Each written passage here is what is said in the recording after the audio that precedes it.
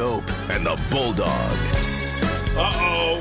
Guess what day it is? Guess what day it is? Huh? Anybody? Monday, Tuesday, hump day is halfway. It's Mike Schopp. Mike. What day is it, Mike? And the Bulldog. Hey, guess what day it is? Oh, come on. I know you can hear me. It's Mike Schopp and the Bulldog. Guess what today is? It's hump day. Woo-hoo! On WGR Hump day. Sports Radio 550. Gonna be there in an hour. Coming in my pants. Heard that Buccaneers update there. The Bucks, as you like to call them the Bucks, just to make it easier, are on the Bills' schedule. Mm-hmm. Not a game we've talked about a lot. Tampa Bay at Buffalo. It kind of gets lost in the wash there. That would be a game, I think, that if we were somewhere else, we would say those teams have never played. Those two teams have barely played. It isn't that often. It feels like there was a weird glitch when it got redone that they got skipped or something, so it was a while there. But yeah, I think that's right. It's also a game to me that I don't want to say regardless of what kind of year Tampa is having by the time they face the Bills. What week is that again? 11? Week 11, okay. Because, if they're like 9-2 or 9-1 or something, or 8-2, yeah, people will be respecting them, I think. But it's a team I think it's easy to forget could be dangerous on their schedule. Yeah. It's a game against a team that has been to the playoffs the last couple of years and have not, since Brady left, been, to me, a real Super Bowl contender level team, but they're good. And it's a game that's easy to kind of overlook as, it's not on a par with Philadelphia, even though they're from the NFC and, of course, the AFC big games. But it might be the next hardest game after the big ones. Also a home game. Right. Just like the other big ones, right? Right. The Bills are 5-8 all time against Tampa. So, liar, if you're somebody who says they've never played. They've actually played 13 times. They meet in the preseason, too. Oh, boy. Well, Tampa. That'll tell us a lot. Yeah, that's right. There won't be one player in that game that's going to play in the game in Week 11. I like that game. It's one of the two. It's one of only two 1:00 Sunday home games for sure. The game in Week 18 with the Jets could end up being the same thing, but it's only the games against New Orleans and Tampa that are at 1:00 on Sunday. 5-8 all time. Does that surprise you that the Bills have a losing record in history against the Buccaneers? I don't think so. I don't think so. What's the don't say O.J. Howard. What's the quintessential? What's the Bills-Bucks game or moment? 10-5, 1988. 10-5. Yeah. One of the great scores. Which is why I think it's weird. Like, I would describe the fan base as relatively going to overlook Tampa, but if you're old enough to go back to then, you probably maybe you're not, that game alone might count for like 3 losses in your brain, and you're not surprised that the Bills are 5-8 against Tampa all time because right. that exactly game right. stung so badly. That 10-5, we're good. What are we doing? What is happening here? And it's like the Jacksonville game from Urban Meyer. Like, it's this very similar kind of game. Like, we're great. I don't remember how good Tampa was in 1988. They were 3-10. Okay, so not good at all. Not good at all. And 10-5? What?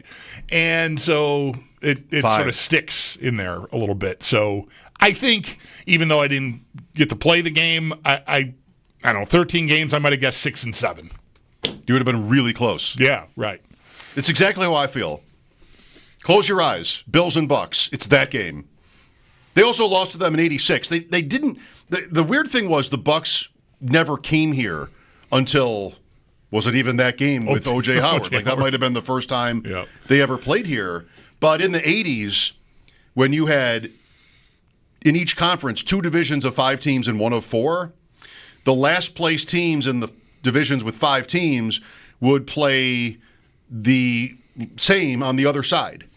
So the Bills and Bucks played a couple of those times because they had both finished last. Like, they were not unfamiliar with each other so much. And then you would play the AFC, the other fifth-place team in the AFC twice, like they were in your division. So the Bills in Kansas City a couple times, or at least once, played twice in those years. How many games ever have ended 10-5? Well, your question, I think, tells us that it's not a score. It's one. It's the only one. Yes. Okay. It's the only 10-5 game in NFL history. That's awesome. Not really, but whatever. It's pretty good. It's pretty good. I looked up yesterday. We had a controversy late in the show yesterday, and I know if you were there, wow. If you were there, I'm sure you know exactly what I'm talking about, and you're wondering how it was settled. I can't wait to find out what it was. I was going through the Chiefs schedule, and when it came, I got on a roll thinking that they would have a bad season. Which wouldn't you like for me one time to be right? Wouldn't you like for me this time? Isn't this the first time you could actually hope? I hope Mike is right here. I think that would be a eventful turn. That would be good That would be good. And I'm going through all their games and building steam in an argument that they're actually going to lose. It ended up being 7 games, but that was with a late season winning streak. Right, they surged at the end. Yeah. And so I'm going through the games at the Chargers. All right, that's in Brazil. You said has there ever been a game in Brazil that wasn't wild and wacky? Then they have the Eagles at the Giants. All right, still on the road at night. Now I'm doing it again. I'm forcing it a little bit. Yeah. On the road at night means the Giants will beat the Chiefs because that's when they thrive. At home at night is when the Giants. We've all seen them just dominate in the last decade at home when they're in prime time. The Chiefs tried to get that game changed on their schedule. They were unsuccessful. They were nervous. They're nervous about it. Yeah. The Ravens in week 4, and then they go to Jacksonville in week 5. That's also a night game because, of course, it's Kansas City. So Jacksonville and the Giants get dragged into prime time because they're playing Kansas City. And I said, well, those teams have had some bangers. Those teams have had some.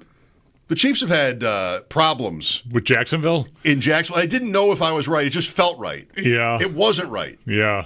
They have won. Great. They have beaten Jacksonville They're not 8 times in a row. They're not 5-8 against Jacksonville. No. They're 10-6 against Jacksonville, but they've won the last 8, including the playoffs. I just think there was a game a couple of years ago early in the season that I was watching. Maybe the Bills were playing late or something. And I just remember Kansas City. Imagine this, because we didn't see this every week last year. Kansas City struggling to score. They won the game 17-9. There was a playoff game the year before. Remember that with Jacksonville? Like Jacksonville almost had them. I believe you. I can't see it in my head. I should. 27-20. Is this the game where Mahomes gets hurt and his backup makes the play? We've had this. Oh, okay. But the Bills lose to the Bengals the next day. Right. So it's the Bengals and the Chiefs in the AFC Championship. But that was a bit of a struggle. But they did win. So it was erroneous for me yesterday to say anything of the sort. That's a house of horrors for them or exactly. something. Right, yeah. No. Who is a house of horrors for is us. Jacksonville, yeah. Yeah. They both are. Kansas City and Jacksonville both are houses of horrors for the Bills. No? Is that too strong? I think that they've won there in the regular season sort of takes it. I know the playoff games are more important, obviously, but I think it's not the 70 Sabres in the spectrum here that I'm dealing with. Well, what's the closest thing then to the Bills having a house of horrors? I like Jacksonville better, but how meaningful have any of the games been? One was a playoff game, so you've got that. What are the Bills going to be against Jacksonville all time? Oh boy, what are we talking about? 20 games, maybe? 18, okay. 20, including the playoffs. It's 20. Okay.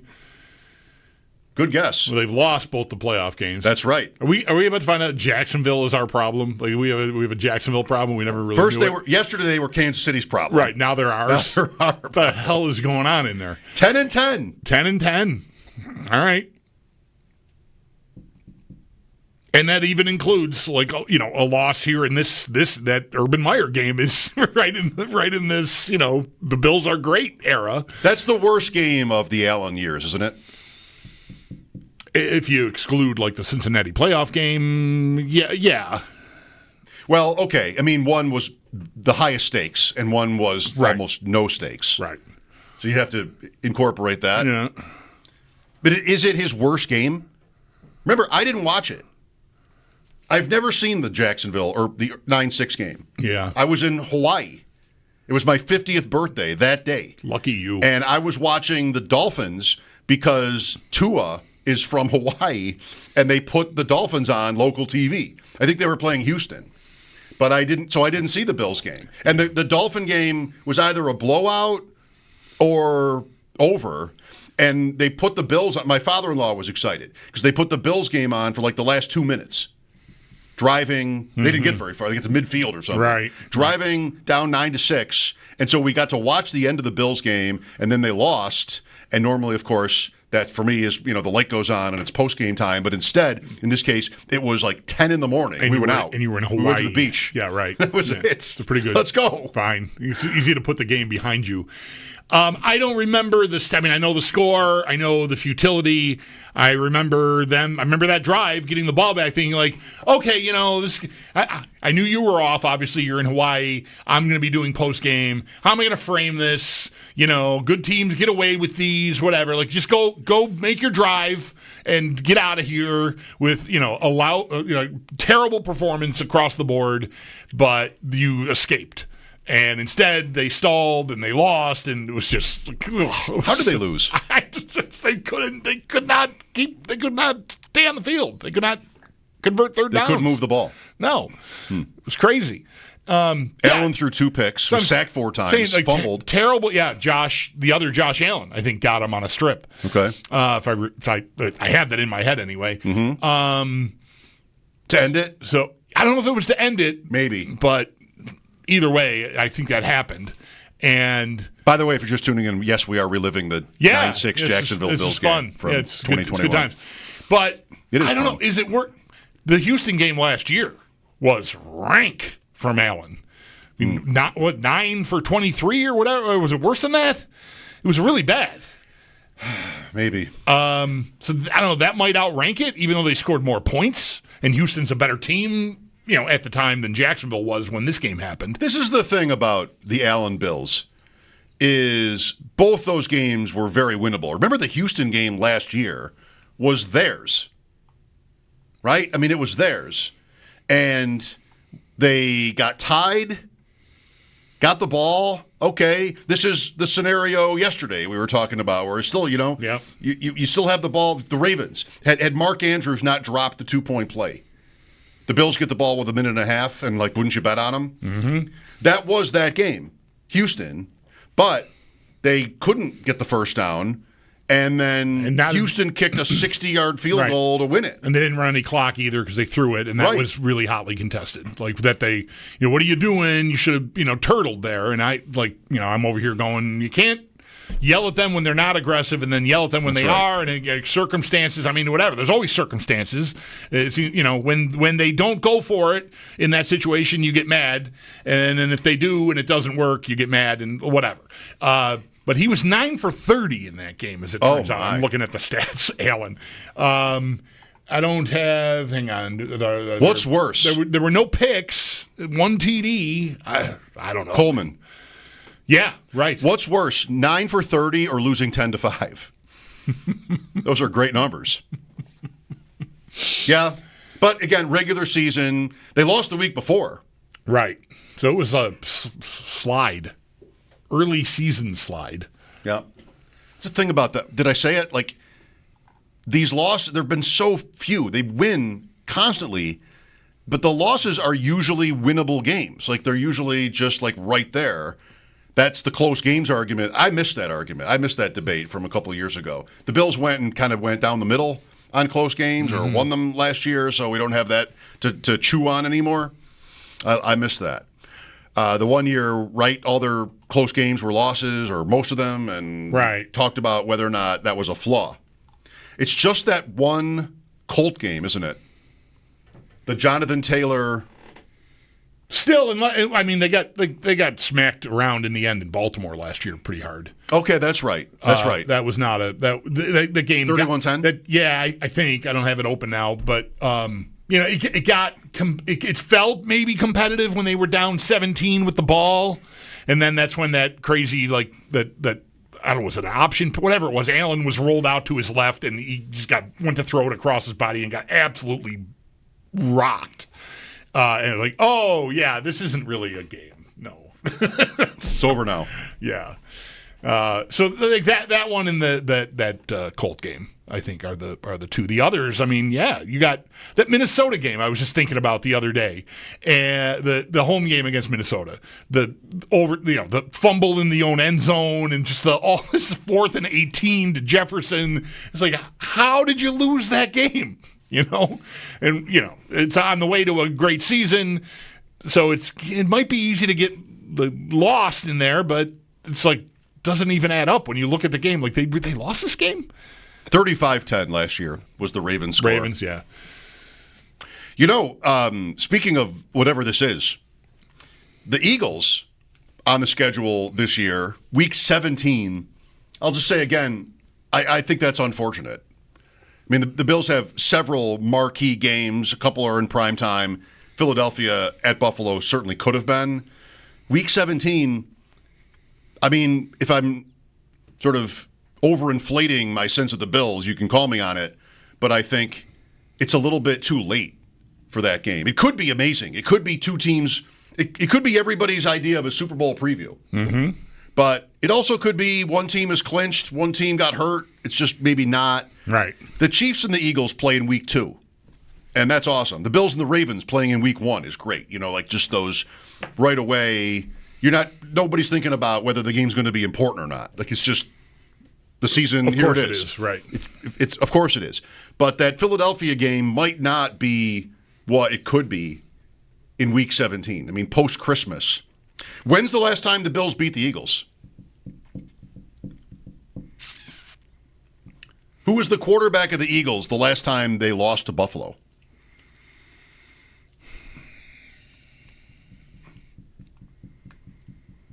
Did they win that season finale game that you worked and I didn't? No. Marv? In Philly? Yeah. No. Okay. But it's, I think, more recent than that. Oh, okay. Yeah, I don't. Ron Mexico. I don't have it. Ron Mexico. Okay. Vic. Sure. The game in Buffalo the Bills won. They took the ball away like crazy in that game. When there's that Merrill Reese clip, Philadelphia radio, where the Eagles have like 4th and inches and somebody jumps, or the Bills have 4th and inches and somebody jumps offside, and the guy just completely loses it. Yes, I remember that. That's the only Bills win over the Eagles, 2011, since the 90s. They've lost 5 out of 6 against the Eagles since then, including that crazy, awesome overtime game 2 years ago. Well, all right, fun to jump around there. I mean, I was playing a little bit of a role with Kansas City and the schedule yesterday. Yeah. I sort of just got into it. They do have the Ravens, the Eagles, the Lions, like early at home. It's a rough first 4 or 6 weeks. Yeah, it is. So, and the Bills have the opposite, really, of that. I mean, they've got Baltimore week 1, but then it's pretty soft until maybe Atlanta.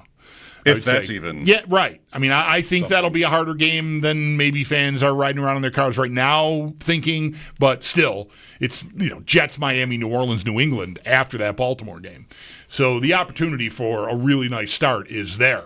And yeah, the Atlanta game is, it's not, the 49ers in their prime or anything. It's I think, an up and coming NFC team that you might overlook, but still. Then it's Carolina even after that. Then Kansas City. So if the Chiefs are, a little wobbly, because of the difficulty of the schedule, the Bills hopefully have the opposite going on. Because the quick start is out there for them, and if they can get out and get a lead on them and then beat them, oh man! But how much is it to say that Kansas City will lose 6 or 7 games? Like, how much is that to say? What's their over-under going to be? 11.5? I would guess that's about what the Bills is? Yeah. I mean, 11 wins is 6 losses. Last year they lost 2, and the last game didn't even matter to them. So, I mean, that's pretty extreme. How much is it to say that? Like, the thing with the Chiefs has been, we had, like, Joe Ostrowski and Sam and Nick Kostos and these guys who bring up Ross, maybe more than anybody else, Ross Tucker. It's like, do you really want to bet against them? Do you really want to pick against Kansas City? Be careful. Listen to yourself. Do you really want to do this? And that 2 years ago when they won here and they won in Baltimore, they were underdogs in those games and won anyway. And it just became like, I don't want to think about this anymore. Just play them. Just take them. And last year, if you did that, you did great because they won. I mean, they hardly ever covered probably, but they won every week. Right. So are we still there with Kansas City? Like, I can totally see them having a tough time this year, but maybe I'm just sort of hoping. I mean, those are tough opponents. And are they just going to win forever? Is Kansas City just going to rule?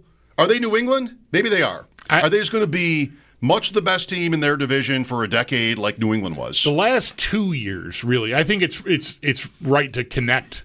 Or is it even 3? Last year was their 3rd year since Tyreek Hill left. They won the Super Bowl the first 2 times, right? Yes. So it's 3 years where they've not really had, a hotshot guy. Kelsey exists, but that's even deteriorating. But still, his numbers last year were, when you mentioned him earlier this week, already to me, surprisingly good, considering what he looked like by the end of the season, at least to me. I feel like, sure, I mean, I think you're hoping, which is fine to do. And I like wondering, are they just going to win forever? When we were putting together our 8-team division-winning parlay for the NFL season the other day, like, look out, Chargers, Broncos, somebody could get them. I like the price. I'm going to take one of them. I still haven't officially put that in, but I'm going to take one of those two. They're like plus 500 or something to win the division, and I'm just going to take the chance on it. But I think the Chiefs are lined up to be better. I don't want to say better than ever because they've been so good, but I like them on paper more this year than I did at this time last year. Rice, the Worthy, I like the rookie running back. If they sort of get Kareem Hunt gets sort of backseated there, that might be smart for them. And the left tackle they drafted out of Ohio State being healthy already for training camp is a big deal. When they made that pick, I mean, there were people that would tell you that he would have been contending with the LSU kid that the Patriots took to be the top tackle if he were healthy. And so they got him at 32 or 31. They traded, right, at the end. Yes, they in Philadelphia. Philadelphia moved up, spots. Right. So, whatever. They got him, and he might be, I mean, they've had a different guy. What is it? 5 years in a row or whatever it is 6 at left tackle. That might be their left tackle. He might be their Deion Dawkins. And that's a really nice piece to have. Mahomes has had 6 different left tackles. Hurts has had 6 different offensive coordinators. Right? We had that one yesterday? Yeah. All right. Here we go. Mike Schopp and the Bulldog. Thanks for listening. 803-0550. You want to jump in? We will talk to John Harris, who's on the Texans broadcast today. Get to know Houston a little bit better. And Paul Hamilton will join us later on. We'll be right back. This is WGR.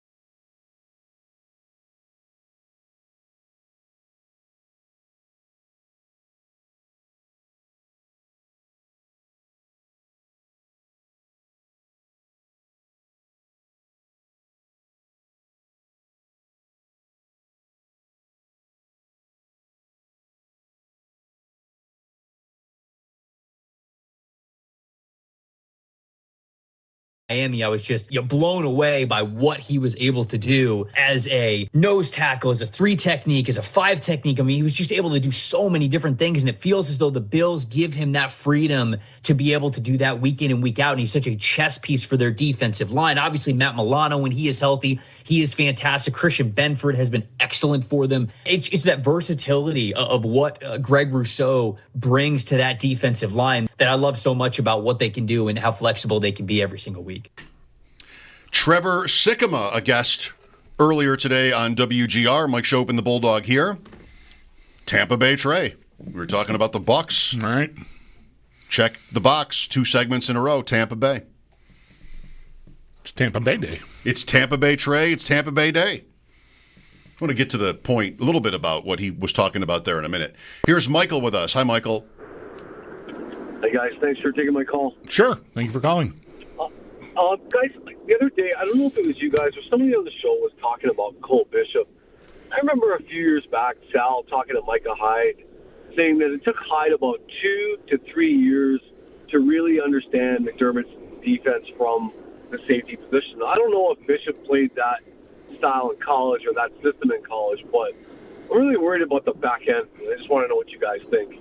Well, there's a lot riding on him coming through, I think. I was thinking about this yesterday, and we did with Sal, I think, on yesterday's show, in fact, talk about Bishop and his importance, right? Having someone you can depend on the deep half of the field that the number 2 corner is playing, whoever that is, a rookie or Tre'Davious White for a second time around. I think a lot is riding on Bishop. We had the luxury of sort of just having 2 guys back there that seemed, if not actually were, interchangeable and were very good even on their worst days, excellent on their best. Like, there was just such a security to have, okay, that's all taken care of, right? And, Hyde gets hurt, Poyer eventually ages out, and you're sort of shuffling the deck here, and Bishop is a second-round pick from last year. Like, they will want that. They should want that to hit. He should become like an above-average starter. And, he didn't play a lot last year, and there were, injuries early, but there's a lot riding on him. I can't tell you how to handicap it. I mean, I liked the player a lot coming out of college. His athletic profile, read like, okay, I get why they're drafting this player. I frankly was kind of let down that he didn't break through more than he did last year. But he's a key guy, I think, moving into the 25 season. Should it be a top 10 defense? Last 7 years, what do you want, points or yards? Which better? I think yards is better. Okay? Okay. From last year back, 17th, 9th, 6th, 1st, 14th, 3rd, 2nd. 26th in the drought-breaking year, 2017. Should it be a top 10 defense? Who's the most important guy? I think Milano maybe is the most important guy, but he's a linebacker, so maybe I shouldn't pick him. I mean, the second corner is big. Yep. Pass rush, I don't know. I think is what it is. I mean, Joey Bosa, they've added some names. Hoyt, yeah. And those are 2 of the guys are going to be out for 6 games. Bosa might be 2. Yeah, who knows? Yeah. I don't know. It doesn't, and the draft. But it should, I want to say, the resources that they have poured into it this offseason, I think it would be tough to justify not being a top 10 defense. Absolutely. Not the best, not leading the league in sacks or something, but you should be above average, maybe even significantly above average if you are pouring your top 4 draft picks into it and your free agent signings and everything they did here, including Bosa and the guys that are going to be suspended. Like they really went to work on it. And it is not the first time they've done that. Maybe this was the most extreme using those top 4 picks, but two top picks used on defensive ends, another one used on a defensive end, a defensive tackle. Like they have devoted energy with big resources to the defense and the defensive line specifically, and they've done it again here. Yeah, I think it kind of has to pay off. You better be good back there, or up there, all around there, just on that side of the ball. You know, a lot of times it doesn't have to be like this. I want to say it's just how I think. The conversations, the hypotheticals we dive into are based on the negative. They're based on what if this goes wrong, or what if, because what really is it? I say this in my own defense toward that.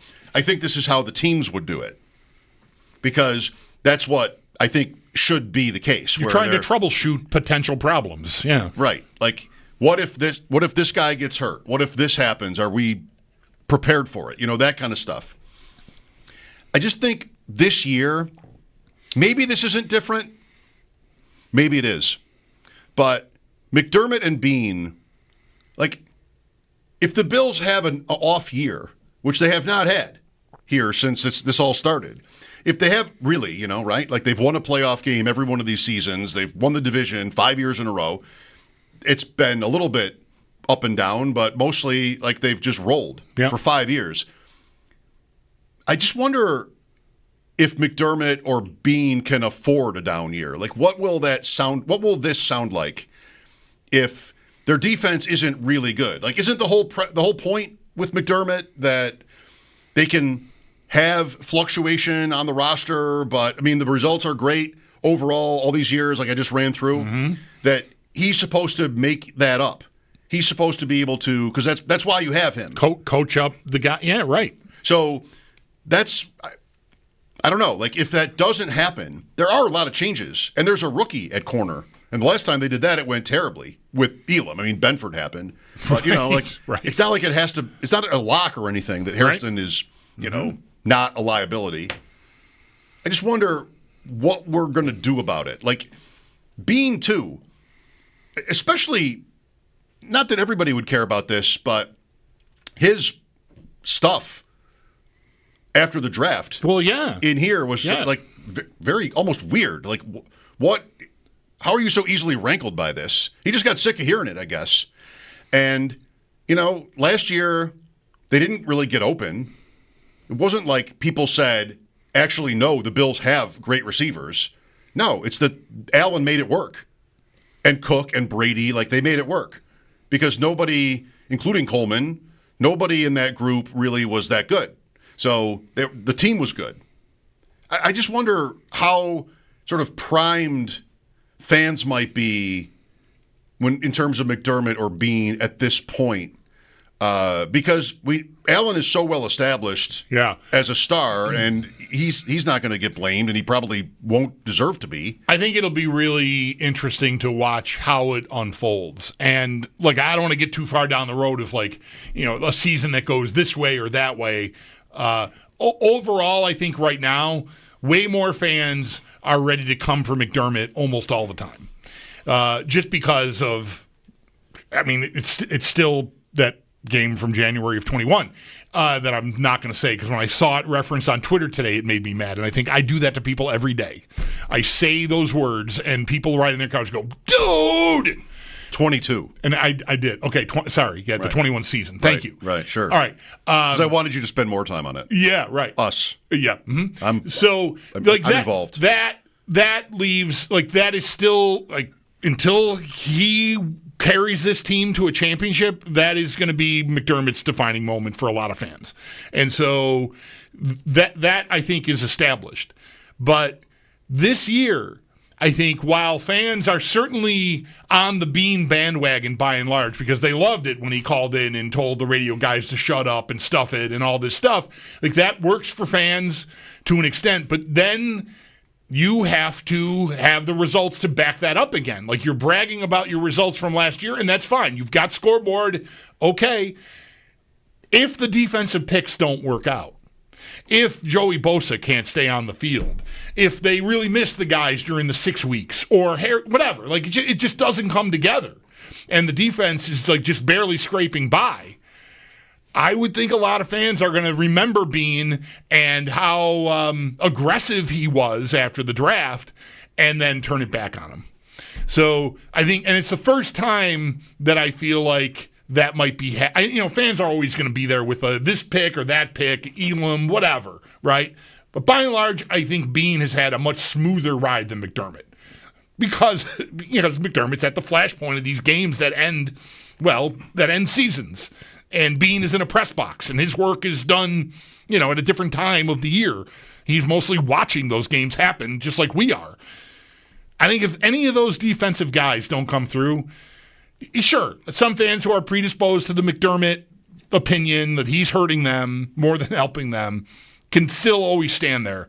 But I think a lot of fans will think about Bean maybe for the first time. Here's Joe next. Hi, Joe.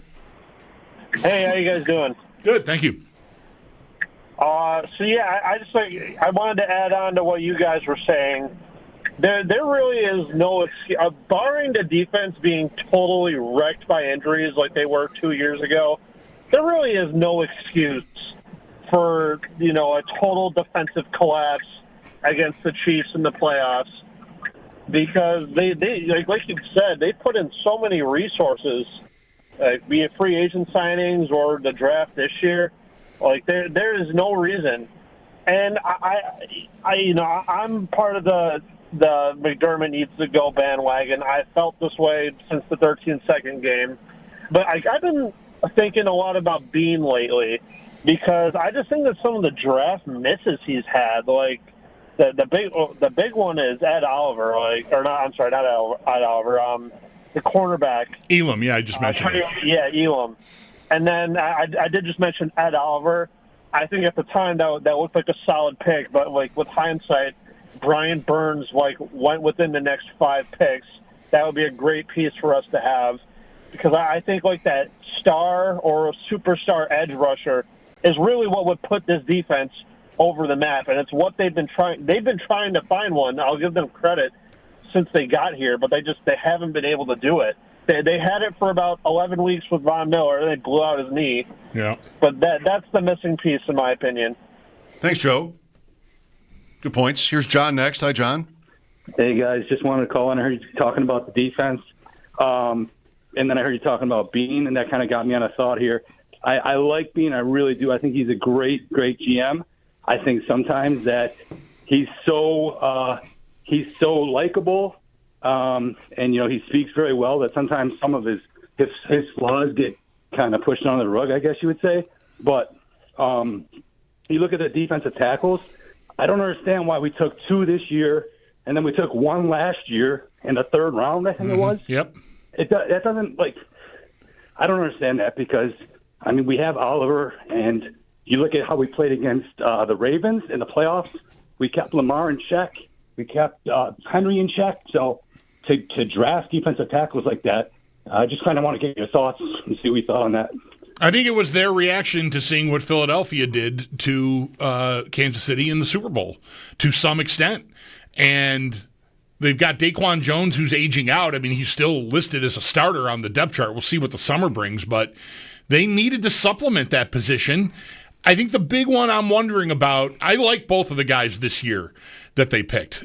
Sanders in the 2nd round and Deion Walker in the 4th round. Dwayne Carter is the mystery to me. That's a 3rd-round pick from last year, and it was going all right earlier in the year, and then it was a little like Coleman, injury, and then he just was a ghost.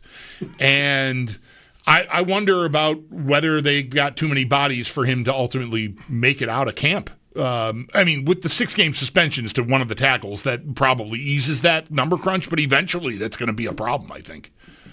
Thank you, John. 803-0550 if you want to be next. Mike Schopp and the Bulldog here. We'll talk to John Harris about the Texans coming up in 20 minutes. This is WGR.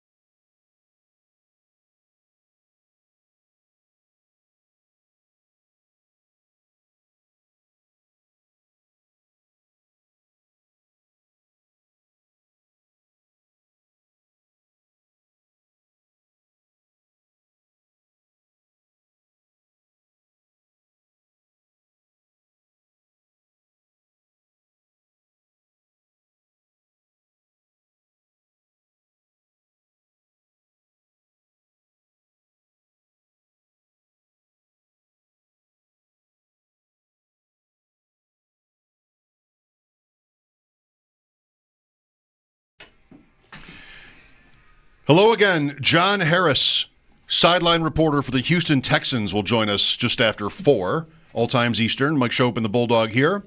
That's PM.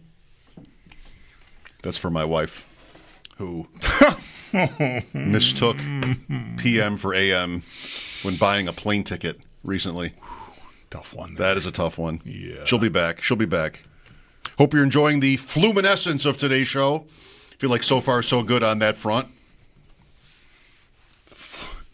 Fluminescence. My new favorite quote word. Lost to Chelsea yesterday in the Club World Cup. We're watching Paris Saint-Germain here with a 3-0 first half lead on Real Madrid. And on the air, I think I said all I knew about this tournament is that like people are making fun of it and there's nobody there. And a listener heard me and corrected me. And the game we had on yesterday when we were talking was an example of this, and so is today's game in the same venue, I think. Is this also in the Meadowlands? I think so. I can't tell. It looks the same as yesterday. It's packed. What this listener said to me was like there were a lot of teams you've never heard of in the round of 32 to begin the thing, but as it's whittled down here and the more familiar big-time teams are playing one another, you're seeing big crowds, and that's the case yesterday, even though I'd never heard of what was their name again? Fluminoid? Whatever, anyway. But this game is packed, and so is yesterday's. So Flunays. Yeah, that's not it. No, that's a thing you can buy, I think. Chelsea awaits the winner. Right, they won yesterday over that team that should go nameless. If you, why stop now? If you were to go to one soccer game in your life, anywhere in the world, what's the game? Like, what's the event? Who are the teams? What are we doing?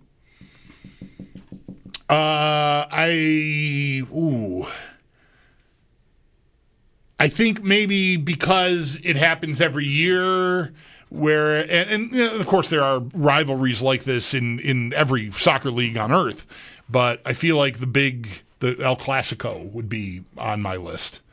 Although I'm not sure. I'm not sure about going back to Spain. They're not going to let you back in? It's a bad answer by me right there. Asterisk. It's a bad. I'd pick Barcelona versus Real Madrid as long as I can get in. As long as I don't get arrested when I try to rent a car. Right. That's, yeah. Maybe if I just use public transportation, I'll be okay. I always like the idea of the smaller English Premier League venues. Mm-hmm. Like this, I don't know if this is actually that small, but it sounds like it should be small by its name, Craven Cottage. I think I would pick a place like that, like Craven Cottage. Yeah. Fulham, right? I'd pick a place like that. Right. That place you're talking about, that Barcelona is like 100,000 seats. Yeah, it's a no massive, thank you. It's a massive thing. I'd like about 15. Yeah. I like a real game in a neighborhood at a neighborhood stadium like Everton had. Mm-hmm. Yeah. With Goodison Park that they just closed. I like the sound of that. I watched that last game. So did you, right? The last game at Everton, my team, the Toffees. Right. And my wife watched it with me. Could not believe how the stadium was situated in Liverpool, right? In the neighborhood like it is. Like there's just you would never drive there. You couldn't drive to the stadium. Right. You would have to figure out another way to get there. Yeah. I mean, that's more like their lifestyle, but a place like that. I'm too late for that one and maybe now their new stadium is going to be another huge monstrosity. What you need is a team. Who are the Tractor Boys? I don't know that one. That is new to the Premier League this year. I can't remember the name of what the team is called, but that's the nickname. Okay. Ipswich Town? Ipswich Town, right. Thank you. Ed Sheeran's team, I think, it may be. Anyway. How did I not know that? You need a team that is just gets back to the Premier League for the first time in a long time, and they're still probably playing in a bandbox. Like that's your ticket. Like and you'd go see Liverpool there or somebody like that. I always love those games. It's one of the things I like about when they play the FA Cup games, which are all the different divisions within English soccer playing one another. It's just a tournament, so you get teams from the third or fourth level playing the top teams, and they're hosting. And I always love those games because it looks like they don't even know where to put the TV cameras. Like the stadiums are so old and antiquated. It just everything looks off from what you're used to watching, and I always love those games. I know I watched one of those games this year, and I think it was Liverpool, and they lost at some team I could not name. Right. I think it was one of the big shots that lost at, Ipswich Town. Fluminos FC. And they lost. And I've got it here. The Fluminati is actually what they're called. That's what I wanted yesterday when I made the mistake at the end of the word. Fluminati. That's what I wanted yesterday. You got there. Good. All right. Only took us 2 days. Luminescence. Only took us 2 days. John Harris on the Texans after this. Mike Schopp and the Bulldog, WGR.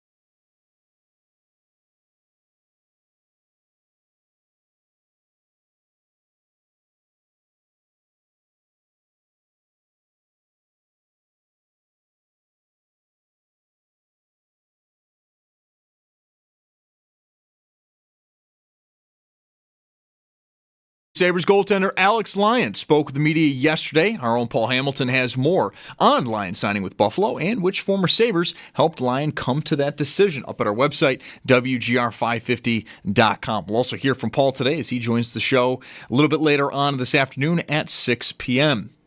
Bad news for the Tampa Bay Buccaneers. All-pro tackle Tristan Wirfs is expected to miss the start of the season. He is undergoing right knee surgery. And then earlier today as well, we got some new uniform combinations heading into this season.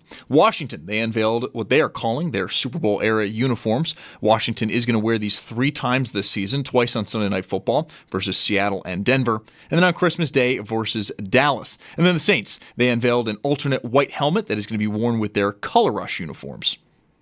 Early afternoon baseball, Bisons do drop one to Scranton 7-2. Blue Jays currently in action on the road versus the White Sox, but are down 2-1 in the 6th. And then later on tonight, just after 7 o'clock, the Yankees host the Seattle Mariners, and the Mets, they're on the road versus the Baltimore Orioles. And then big news out of Formula One. After 20 years with Red Bull, since the inception of the constructor, Christian Horner is out as team principal and CEO. And during his time in charge, Horner was part of 8 driver titles and 6 constructor championships. That's your Paddock Chevrolet Sports Update. Paddock Chevrolet celebrating 90 years of being your hometown dealership. I'm Zach Jones for WGR Sports Radio 550.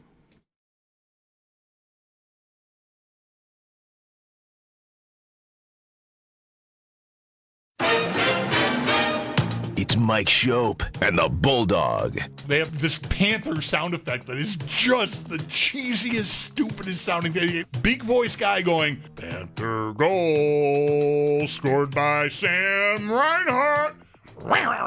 Where'd you get that thing? I trapped it. Been keeping it in my bathroom at the motel, feeding it old pizza. It's Mike Schopp. If you're calm, that wondrous big cat will be calm too. But if you're scared, that beautiful death machine will do what God made it to do, namely, eat you with a smile on its face. And the Bulldog. On WGR Sports Radio 550. Bulldog, the Puppy 2 launched today on Underdog. What's that the now? Puppy 2. Oh, wow. Am I going to see you in there? You won't know it. I'll be in there under a pseudonym, a different identity. Fluminase. Yeah, Fluminati. I'll know that's you. I'll know that's you. The Puppy 2. I just joined 10 slows. Oh, so, man. I mean, it'd be great if you were in one of these 10. We go head to head. But I doubt it. Yeah. I don't think that's your idea of fun. You ever have that thing where you I just, know it isn't. You just remember an hour later that something you said in the first moment of the show was like a good album name, but you can't remember what the thing was? There was something I said right away, like an hour ago, that in my head I went, oh, that'd be a good album name. And I didn't say it, and now that I didn't say it, I'm never going to remember. Well, there's your rewind opportunity. All the more reason not to make an album. Odyssey Rewind. With us now on the Wester Hotline is John Harris, sideline reporter for the Texans. And John, so I think we've spoken before. Sal loves you. Sal Capaccio mentions your name all the time. And I just discovered from your Twitter something I'm very excited about, that you have written a book on clock management. I think I need this book. I mean, do you have, can you tell us a couple of, before we get into the Texans, maybe a couple of like conclusions or maybe discoveries of yours? Well, first of all, I appreciate that. Thank you very much. Yeah, it's called Times on Our Side. I actually wrote it in 2020. Well, I wrote it over a few years. And I was the genesis of the book was I used to be a coach. My dad was a coach. I grew up as a coach. And in my final year, we're playing our biggest rivals, never beaten them in 35 years of school history. And I essentially screwed up kind of the way that I managed the last probably 4 minutes of the game. And I always just regretted that. And it always bothered me. And it's always bothered me when I watch coaches do things, from a clock management perspective, that just it's so simple. Just why can't we make good decisions with the clock? And ironically, one of the chapters is about the Bills-Chiefs game, the divisional playoff game, which I believe was the 21 season. Mm-hmm. And obviously how the Bills did not manage those 13 seconds as well as they could have. And on the flip side, how the Chiefs managed those 13 seconds about as well as you possibly could. Now, about a year later, after I published the book, then they changed the kickoff rules, and everything sort of changed from that standpoint. But it was like I got a whole chapter on that particular game, but there have been so many moments in both college and pro football where, coaches very easily could have walked out of a building with a win, and yet they did things that maybe didn't seem so obvious at the time that just seemed to stand out to me even more so. And I was on the sidelines. I've been on the sidelines since 2014, and I've seen, not D'Amico Ryans, but Bill O'Brien was the worst. He would compound one mistake with another and do it multiple times in a game. It would just be a killer, and it would cost him a timeout on a final drive. And he would make one mistake one game and then turn around and make a different mistake the next game. And it's so maddening to watch, coaches that get paid millions and millions of dollars make these mistakes that guys that play Madden know exactly what to do every time they pick up a controller. So I kind of wrote it from that perspective. And it's I got a few sitting on my shelf, so if you guys send me some addresses, I'll send them. It's a quick read. It just is kind of stories from games that, where coaches could have made some different decisions and how they could have changed things going down the road, and in all different facets. Going for two when they didn't need to, taking a knee, going for two instead of having one blocked and returned. All those different things have happened in a game at some point. I try to kind of highlight them and kind of talk through what coaches should have been doing at that point. When you say, like, it seems like it's so easy, anybody playing Madden knows how to do it, what do you think? Did you learn anything about what it is that trips guys up in that situation? And even, I know it was, high school football or whatever it was for yourself, those 4 minutes that you were the sort of the genesis for this, what were you distracted with? Too many things, too much on your plate, that kind of thing? Yeah, it's a great question. I think it's just that, when you think about a coach, just a head coach around the NFL, when a guy gets into coaching, the last thing that really a coach ever learns is how to manage the game. And it should be one of the first things that they learn. You get into it and you're like, I want to coach linebackers. Okay, well, you're going to coach linebackers. And you start, in the defensive meeting room, and you're a quality assistant, and you're learning everything about the schemes and everything you're running. You're learning about offenses, what offenses are trying to do to you. The last thing you end up learning is how to manage a game. And you really should be learning that from the beginning. And I use the Madden thought, and I don't know if I put this in the book, but I happened to call. We had this at Energy Stadium one day, and they're like, hey, would you just do this in the afternoon for us and call play-by-play of this Madden championship for the city of Houston? I'm like, yeah, sure. And I noticed that the guys that end up playing Madden, and there's a part of me that there's kind of a joke here, but kind of not. But I realized that the guys that played Madden, they don't know jack squat about the X's and O's. Like, I asked them, they don't know anything. They don't know an X from a Y, from a Z, from the H. They barely even know the quarterback. But I'll be damned if they don't know when to call timeout, when to run a play and get out of bounds. They know everything about how to manage the clock and manage the game because that's what they do. And I got to a point where I saw that head coaches really have to spend a ton of time managing the game and going through those scenarios and knowing them inside and out exactly how they want to call a game or how they want to manage the last part of a game, because it's not what they've grown up doing. I think about Bill O'Brien. I went to college with Bill. I know his exact tenure all the way through. I knew exactly what he was doing. And at no point did he ever really kind of learn, or should have learned, I guess, at some point, how do you manage these things? Even when you can learn it from Belichick, but until you're kind of in that hot seat, until you have to do it, man, you have to be really, really good at it to make sure you're not making those mistakes. And the good coaches have somebody in your ear. Coach, you got 2 timeouts. You got this. Hey, take a timeout here. Hey, this ball needs to be thrown outside the numbers. Hey, we can't run the football here. All those sort of things have to be communicated. And I think a lot of times coaches aren't and haven't done that from the time they started in coaching. They really get into it once they become a head coach, and at that point, sometimes it's too late. It's something I think all coaches should be doing more of as they're kind of climbing the ranks, so that when they do become a head coach, they can handle those timing situations a lot better. Yeah, you're so right. I mean, this is really right up my alley, and I'd love to ask you 50 more questions about it. Even yesterday, we were having a conversation about how fourth down, it's become more normal. You sort of expect a team on 4th and 1 or 4th and 2 to go for it now, whereas a decade ago it was more, uncommon. And how Bulldog had the observation, John, that last year we saw an uptick in rushing. And man, think about if you knew you were going to use 4 downs how much more sense it makes to run on first or second to get yourself to Josh Allen teams. Should they ever not convert a four down sequence, like 3rd and 4? Got it. He's going to run twice. We're good. Like, it's so easy. The rushing quarterbacks and the 2 high safeties and everything.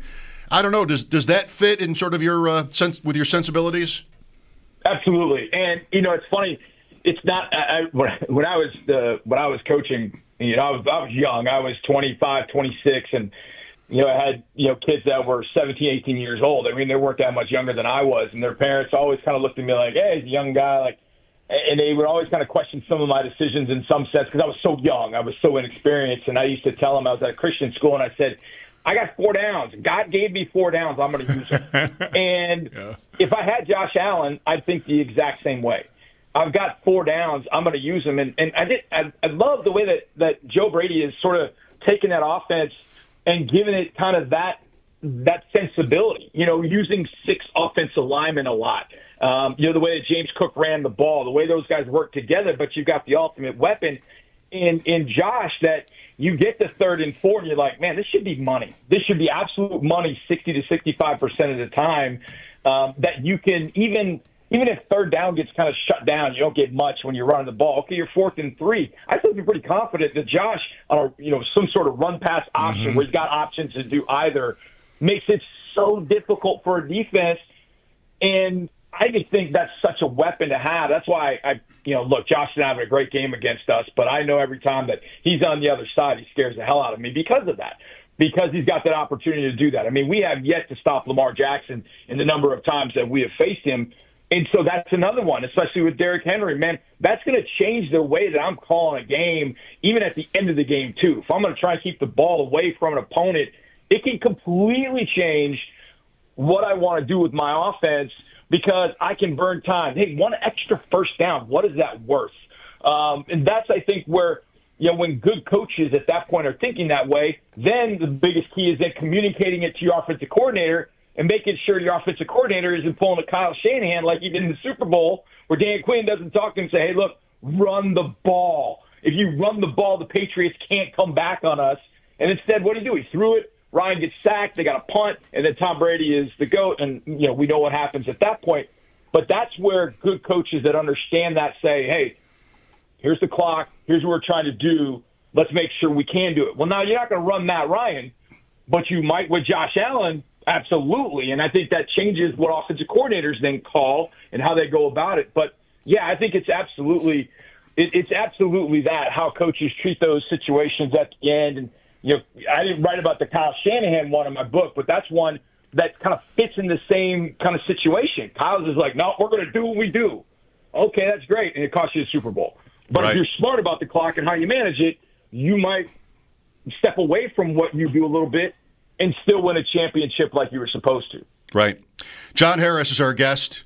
Author and sideline reporter for the Texans. The book, again, is called Times on Our Side. It's a couple of years old, but you can go to John's Twitter, J Harris Football, and right up top is a link to it.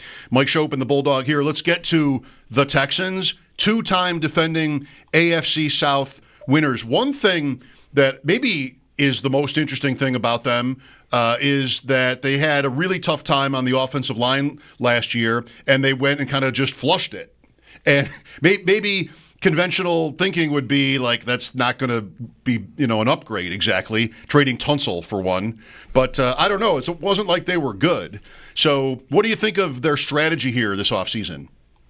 It's funny because I would hear people say this a lot after the trade of Laramie Tunsil, and I'll be upfront and honest about it. I love Laramie. Like I said, I used to coach in Jacksonville, Florida, and he grew up in Lake City, which is about 45 minutes away. So I always had my eye on Laramie for a long time. I think he's kind of a cool, almost too cool for school kind of guy, but he really cares about his teammates and such. But Laramie is not, how do I say this the right way?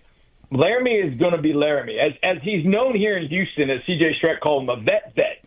Like, Laramie is going to do exactly what he needs to do. Hey, if I'm a 9-to-5 guy, he's going to show up at 8:59 and 54 seconds, and he's going to leave at 5 o'clock and 1 second. Like, there's not going to be a ton of extra that goes with him. And so when I was kind of I was fairly certain that if they could find a good deal, they would move him. And it was actually Sal who texted me and said, they traded Tunsil. I was like, I knew it. I knew it was going to happen because what they were looking for up front was not the most talented offensive line. And last year's line, even though it was not good, it was talented. They had a lot of talented guys up front, but they weren't a good offensive line. What they traded for in talent, they're hoping to get back in cohesion and a better working line together. And they felt like Laramie was not the piece that was going to be able to do it. Laramie loved his PFF grades. He loved to be out on his own, on his island, like, hey, man, I've got this all by myself. Just leave me out here. And his PFF grades would be great. But as a whole, it wasn't working together because Laramie was too much of an independent contractor. A few other guys kind of going into business for themselves. What they want from this offensive line is they'd like to have as much talent, but you're not going to when you let Laramie Tunsil walk out the door. But what you're looking for is a better together front five, not four guys that don't play very well and one guy that plays really well. They want all five guys working together, the proverbial five fingers as a fist sort of thing. That's what they want. They want a line that can come off the football and hit you in the face. And one other thing about this offensive line, as I think about it, they wanted to get bigger. They went and they got bigger. They drafted Ursery in the second round. He's 330 pounds. They went in and brought in Trent Brown, who's maybe the biggest human being I've ever seen in my life. They brought in Cam Robinson, who is not small by any stretch of the imagination. They brought in some size. They want to try and move people off the football. They want to impose their will up front. And they felt like Laramie was not that kind of guy to be able to do that, and he didn't foster the cohesiveness in the room. So they got rid of the offensive line coach, got rid of the offensive coordinator. They felt like those were issues last year as well. They brought in guys they felt would be better together, and now they're probably going to have with Nick Haley as offensive coordinator and Cole Popovich as offensive line coach. They feel like they've got a better overall group that has to play well together. But if that group doesn't play well together, then it is going to be a world of hurt down here because you got rid of your line you had last year, and it wasn't very good. And if it's not good again this year, okay, well, where are the fingers pointed at that point? So there's a lot of pressure on that group to get it done this year with what they've got. And I think one of the ways they want to try and get it done differently is by being better, running the football more effectively, running football, which is something in big games they couldn't do last year. John, a year ago at this time, a lot of people in football, not just Texans fans, would have been crushing on the receiving core of the Houston Texans. Nico Collins, Tank Dell, Steph Diggs as a trade, and looks like a really nice receiving core. And a year later, Diggs tears his ACLs in New England. Now Dell has the devastating injury in the playoffs, and Nico Collins is still there. Second and third round picks on receivers. How do you feel about the sort of remade receiving core? When you say all that, and you look, oh my God, we lost Diggs and Tank. You're like, oh my God, what are they going to do? But I really think they drafted well. I was a big fan. I do a lot of draft work. I was a big fan of both Cyclones, Jaden Higgins and Jalen Noel. I didn't think they'd have an opportunity to get both, and I felt like they weren't going to bring Diggs back. And I kept thinking about players that, one at the bottom of the barrel, but also not the T. Higgins, and obviously T didn't leave Cincinnati, but, that ilk where you'd pay $35 million a year for a receiver. They weren't going to go out and spend $30 million on DK Metcalf. They weren't going to do that. They had just paid Nico Collins. So I thought, who's kind of in that middle ground from a contract? And I looked at Jackson and I went, hey, Christian Kirk's due to be a free agent soon. What about Christian Kirk? And I thought he'd be a good fit for Nico. And, during OTAs and minicamp, he really was. He's a good fit.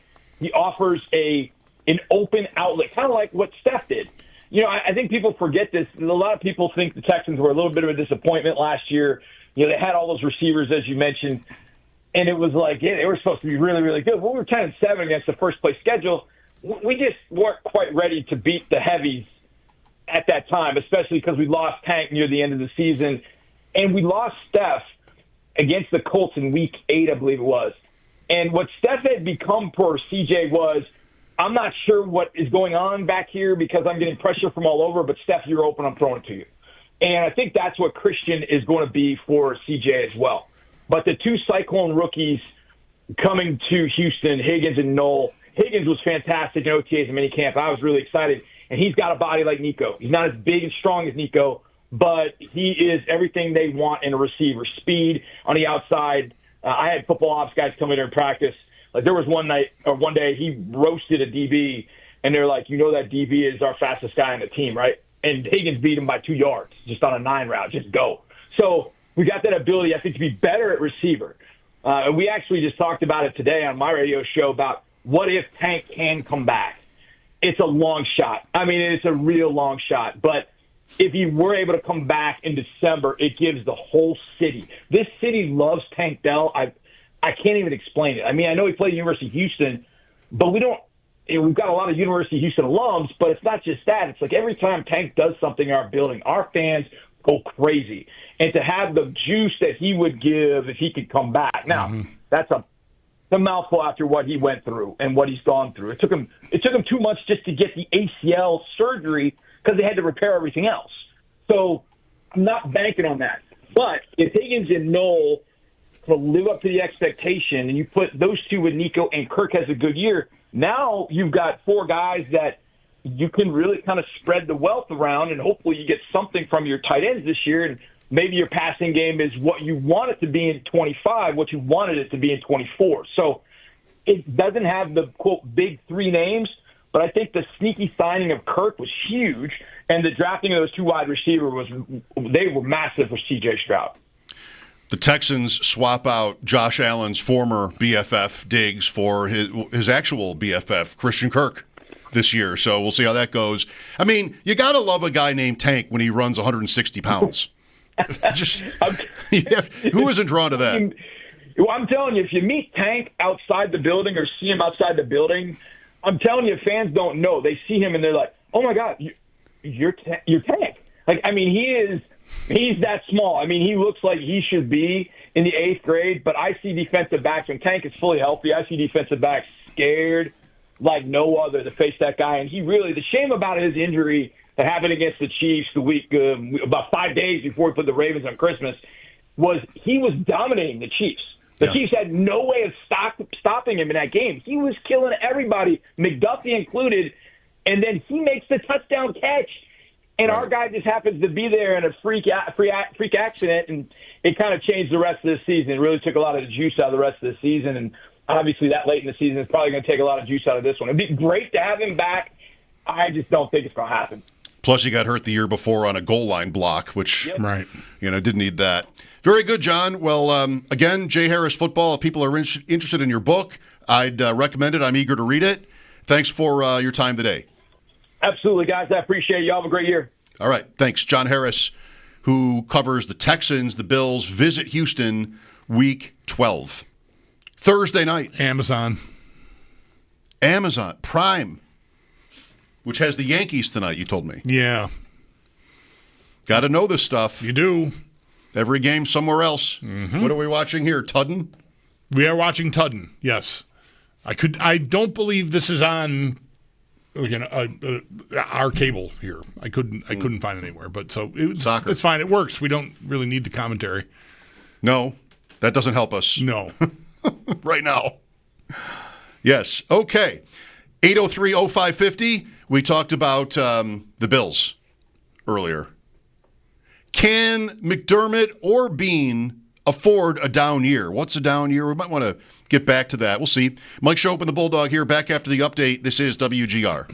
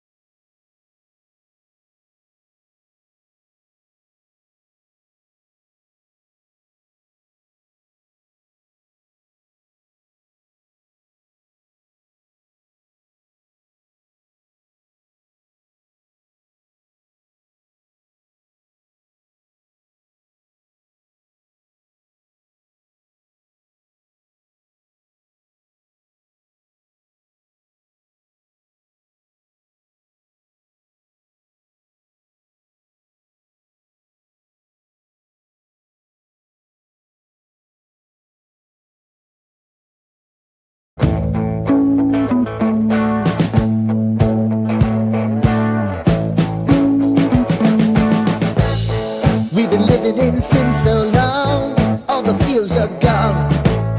Fella stopped me on the street last night, said everything's alright.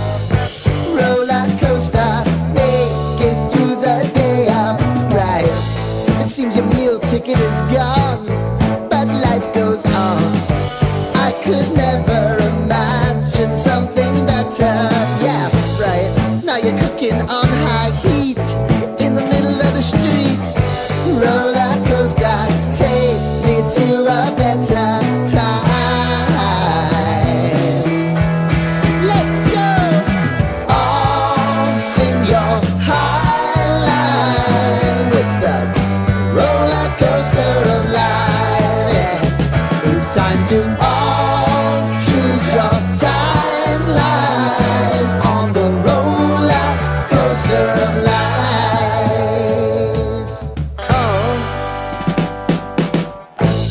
you seem to easily forget how to place your bet.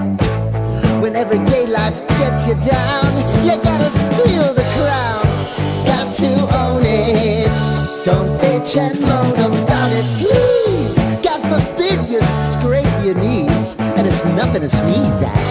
Oh, I've told you over and over again. You gotta get both hands around it and make your own plans. Roller coaster, it's taking over. It's about time. Oh, all sing your high line on the roller coaster of life. You've got to all choose your timeline with the roller coaster of life. Roller coaster.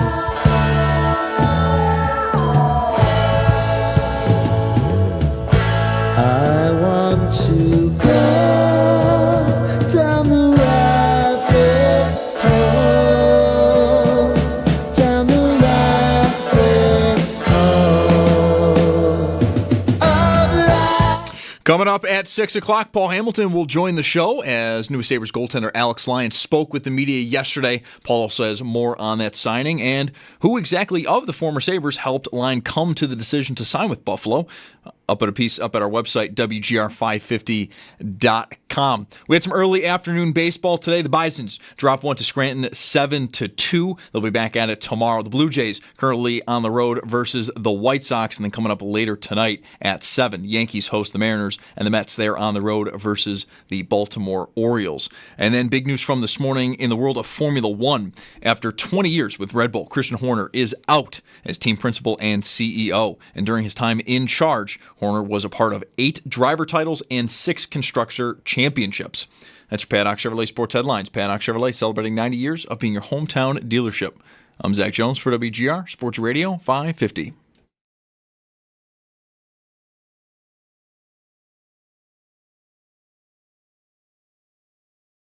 I would have to say Josh Allen, just because I think we've seen him perform better in playoff games against the Chiefs than we've seen Lamar Jackson and the Ravens. You go back to that AFC Championship game a couple of seasons ago that was in Baltimore. The Ravens came in rolling. It was their year. They were all set to do it, and they played basically their worst game of the year that day against the Chiefs. Last year in Buffalo, Lamar Jackson goes in there with a team that really hadn't been turning the ball over, and they commit several key turnovers in a loss to Buffalo in the divisional round. Whereas while Josh Allen hasn't gotten over the hump, we've seen him play some masterful games against the Chiefs and in playoff games. Dan Graziano, who will beat Mahomes in the playoffs first? Josh Allen, Lamar Jackson. Graziano going with Allen. Mike Schopp and the Bulldog here, 803-0550. What am I looking at? I am looking at something called an Uncrustaburger. Would this interest you? From the Lucy Burge account. She likes to comment on food, which that's how I usually find out about these kind of things that are at ball games, ballparks, and in this case, the Minnesota State Fair. All right. You've got my attention. Uncrustaburger. Want to guess what this is going to be? Yeah, you kind of have to know the reference. I mean, maybe you do. Aren't Uncrustables like a prepackaged kid snack, peanut butter and jelly, Exactly but right. without crust, right? Uncrustables? Exactly right. Okay. A 4-ounce hamburger patty with cheese, pickles, and special sauce, sandwiched between 2 deep-fried peanut butter and grape jelly Uncrustables. I'm good. No. That doesn't have to be terrible. I've never... Right. Doesn't have to be first. I don't know, 10 years ago, longer maybe. I saw peanut butter, offered at a gourmet burger place. I've never taken the plunge, so I can't speak to it, but it is something that's been around a long time, so it's not completely foreign. I don't know about jelly necessarily on a burger, like sweet grape jam or something like that. That doesn't sound like a good thing to me. But the peanut butter, and I like peanut butter a lot, I've never been able to get to I'm going to try that burger with the peanut butter on it. I just can't do it. I don't know. Mostly because I don't like when peanut butter, I don't even like putting peanut butter on toast when toast is too warm out of the toaster. I need it to cool off. So I do not like when peanut butter gets liquefied at all. I want it to be, I want it to be a firm foundational structure to the sandwich. It starts oozing out the side of the sandwich. You lost me. I need a bib now. So anyway, peanut butter on a burger, that's going to be hot. Melted cheese, I don't know. It doesn't appeal to me at all. Does not get me there. No. I bet there are people who swear by it because, like I said, it's on these menus and has been for 20 years, so it's not like some fly-by-night idea. But no, it isn't. You're right. It's been around. Just not ever got me curious enough to go, yeah, I'll do that. I think the first place I saw it was peanut butter and jalapenos or something. And again, no. Okay. That's not jiving for me, but I respect you. It must work for a lot of people. So yeah, I'm not going to what is this, the Minnesota State Fair? The Minnesota State Fair. What's going on already, or are they just previewing it? I don't know. Seems early for a state fair, but what the hell do I know about Minnesota? Not a lot. State fair season seems like August to me, but really, anyway, yeah. Maybe they have them at all different times of the year. Maybe it's too hot in August in Minnesota. I have no idea. I know nothing about the subject. No. When are there state fairs? I guess summer, I would say. Yeah, summer. Syracuse, right, is where we have our state fair. Yeah. Drive by it a lot. I've never been to the state fair. Never, neither have I. No. Not ruling it out. Someday. Well, I pretty much am. I can't imagine why I'd ever be there. Yeah, there would have to be some concert happening that is just I can't skip this. It's going to be the last time I might be able to see blank, or maybe I've never seen blank, whatever. Something like that is what it would take to get me, I think, to the state fair at this point. Mm-hmm. 803-0550 if you want to tell us about your state fair experiences. No, we really aren't. Personally, yes, but for the purposes of all this, not that interested. Not interested really in that. I am interested, though, and maybe so are you, in a tweet by Jared Smola today from Draft Sharks, pointing out how Josh Allen's rushing production has been in decline over the last few years. Does it feel like it? The only thing I think about with this is now 2 seasons ago, where they pretty much told you they were going to cut back on that. Mm-hmm. The whole thing where Brandon Beane talked about, do we need you to take off in week 2 or whatever the exact quote was. And you had Allen sliding in week 3, I think it was, against Washington, and talking after the game about how he won a bet because he did it. I think there was a mandate to bring that down. And then they were 6-6, and they're just and he just screw it. Went crazy, right? That didn't, really help us. Now we have to go. Jared tweeted about how, in terms of carries per game and designed carries per game, that's a big key. They have gone down mostly 4 years in a row. Carries per game, Allen spiked from 7.2 to 7.8 in 2022, and then 6.5, 6.0. since. Not a huge drop. Design carries per game, 21 to 24, 4.2, 4.2, 3.6, 3.5. Right. That's not surprising. Design. I'm glad that it's specified there. I'm never even sure where to go look for that. But his rushing is not all it's not all created equal, right? Their dependency on it, how often they want to, break the glass in case of emergency. Just looking at the football card stats, if you will, it can be hard to determine that because he's taken off on plays that they might have wanted him to throw the football, but it didn't work out. And, he gains 20 yards and everybody's like, oh, what a play. Great. Thank God he can run. So it stands to reason that just over time they would, they're backing up what they're saying. They don't call on it as often design-wise. But once you're playing, it's hard to stop him from doing it. You're not going to tell him what to do when he feels pressure. He's the one out there on the field. He feels pressure. You hope he's right about it and doesn't bail out too soon, but he's going to get out of there. Get out of there.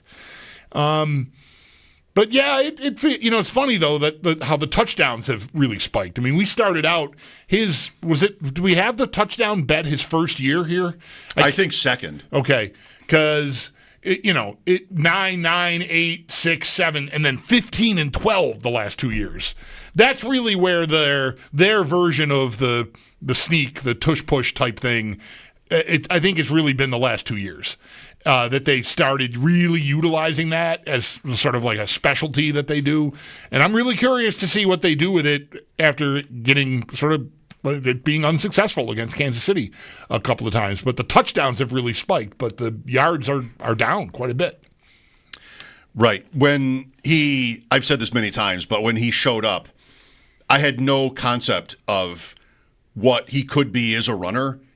For the most part over the years, quarterbacks running, it's bad when that happens. You don't want your offense to feature that at all. Feature is even going too far. You don't want an offense where the quarterback is scrambling all the time. It just means what? The protection is breaking down. Nobody's open. It's like a desperation. He doesn't see it well enough to know what to do. Right, It can be a bad sign. It used to be all about that, hang in there. And then Allen comes along and he's jumping over Anthony Barr and his first win, and suddenly you have this, a specimen. And he's running over guys, everything we've all seen. And I never thought about that at all. I always loved Jackson in college, and Jackson was the best runner at the quarterback position ever. There was no even debate about that. And you could see that in the highlights. There hardly were even Josh Allen highlights. Right. And so he has this element, and that touchdown bet with you and also with another friend, he had 8 rushing touchdowns as a rookie in 12 games. I'm like, that's never happening again. Right, and the bet was 6.5, I think. If I remember year. Right. Yeah, the next year was he's not going to, because he had 8, and so you set the line at 6.5, and yeah. He had 9 next year. Right. 9, you said the numbers maybe, 9, 8, 9, 6, 7, 15, 12. Yeah. It's just always blows my mind to think about where he's at career-wise in rushing touchdowns. 65 in the regular season only. People talk about this. Didn't it come up once or twice here this week? The Cam Newton comparison. It was Jeremy Kahn from Baltimore who said it. A lot of people say it. Jackson, in comparison, Jackson avoids the big hits. Right. Allen almost looks like he's looking for them sometimes, like one of those running backs. Mm-hmm. And Cam Newton, who's big like Allen, of course, kind of flamed out pretty young. Yeah, he broke down physically. And, Allen, saying all that, for whatever it's worth, he's got the streak going of consecutive starts. He hasn't been somebody that, he's played through a couple of things, but he hasn't been somebody that's missed time. I just wonder if there's any reason to try to predict that with him. Is that something, Jared's tweet about rushes, it's not, again, a steep decline, but it's there. Is that something that's on the Bills' mind? Not just risk of injury on a given play, but long range. You only have so many hits in you. Yeah, it should be. I'd be surprised if it's not. I'll put it that way. Should be. These people worked with Cam Newton. That's right. So they would know. And that's why I think it's good anytime you can differentiate designed runs versus scrambles, because the designed run is obviously that's the coaching staff, that's Joe Brady saying we need this play and we're going to count on you to do it. And the scrambles are really out of their control. I mean, they can tell them to curtail it and be careful and whatever, but you got to be very cautious about doing that. You don't want to get bad swing thoughts in his head. Coach said not, whatever. Just let him, he's got to play. But yeah, I think from very early on, like once he established himself as one of the very best, boy, I would hope that they're thinking about, 15 years, in the big scheme of things here, and not just, leave it all out there. Yeah, the way they've talked anyway would indicate that they're at least aware of it. Whether they're actually doing anything about it, I mean, I can't tell you, but I'd be surprised if they're not. 803-0550 to comment. Mike Schopp and the Bulldog. We'll be right back. This is WGR.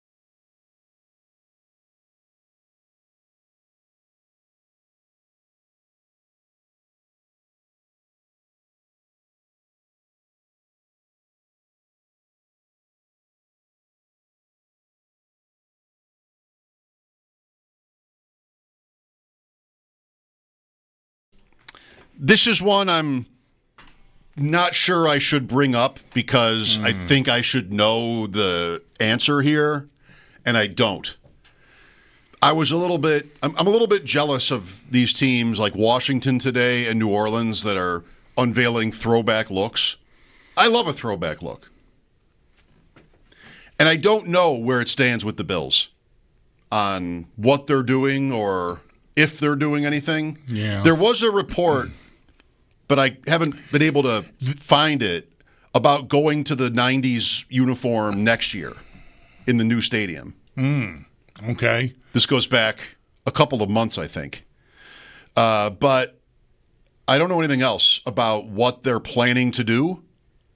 I thought when the schedule first came out, there was something about select games being opportunities for teams to show off the different gear, and that all Bills game was one such game. But I can remember Jeremy tweeting about it, but I do not have it. It's just not something I retained. But I think there is something. I don't know if it's a throwback, a third uniform, or what it is. I don't think it's been leaked, but I think there was something on the schedule or shortly after the schedule release that indicated the Bills would be a part of some uniform initiative within the league. Mm-hmm. So I think there's something like that coming if my memory's not completely faulty on this. But as far as the 90s look in the new stadium, I don't recall hearing anything about that myself. Okay. Do you want it? Yeah, sure. Red helmets? Yeah, go nuts. Yeah. Permanent? I don't know about permanent, but mix it in. Mix it in. Yeah, mix it in. I don't think I would mind. It's not something I crave.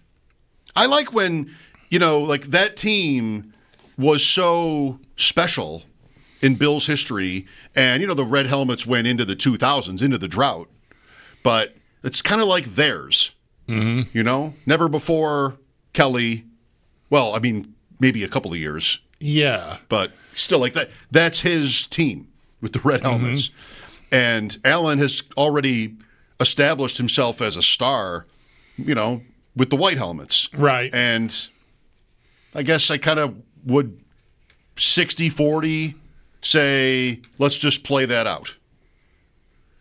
Once in a while, like you're saying? Yeah. Once a year? Sure. Why not? Yeah. Every team pretty much does that. Yeah. I don't want it to get to be too much, though. And I'd want to be careful about doing things that are, like, I'm just going to sound like the oldest person in the world. Too new? Like, you want to turn the clock back? Okay. But I mentioned this thing about how I think a month or two ago, Yankees-Dodgers were on Fox on a Saturday and then ESPN on Sunday. And the Saturday game, the Dodgers were wearing like City Connect uniforms or something. And it really bummed me out because when I saw the game on the guide, I went, Dodgers-Yankees, I just want to look at that.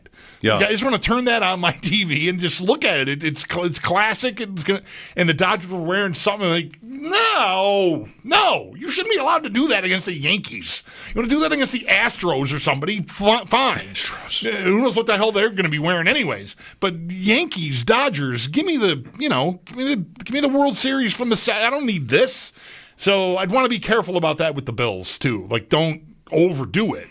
And I don't know what this thing that I'm thinking of exactly is. I'll try to find that, like you were trying to find the thing about the new stadium. But I think there is something happening this year. All right, we'll effort to get that for you. Do you want the red helmets? 803-0550. Mike Schopp and the Bulldog back after the update. This is WGR.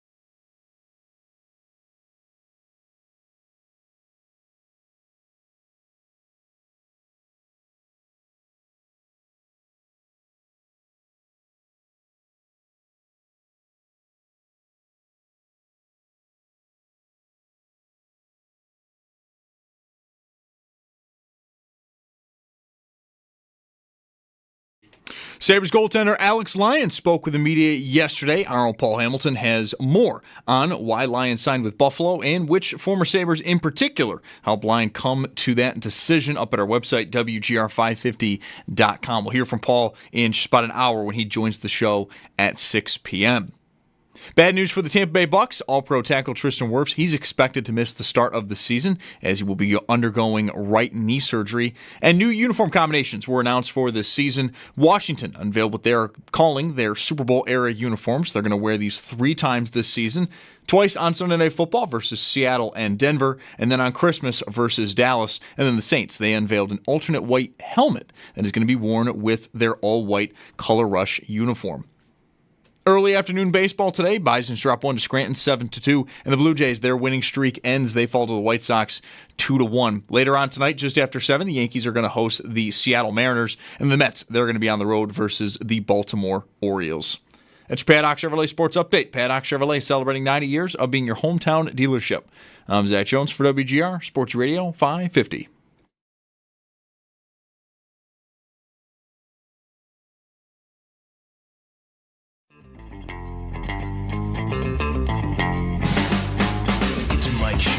And the Bulldog. How many bees is a swarm? Is 2 a swarm or 3? Whatever. How many does it have to be? And I feel like 7. It's Mike Schopp. How many times do you have to be stung to have been swarmed?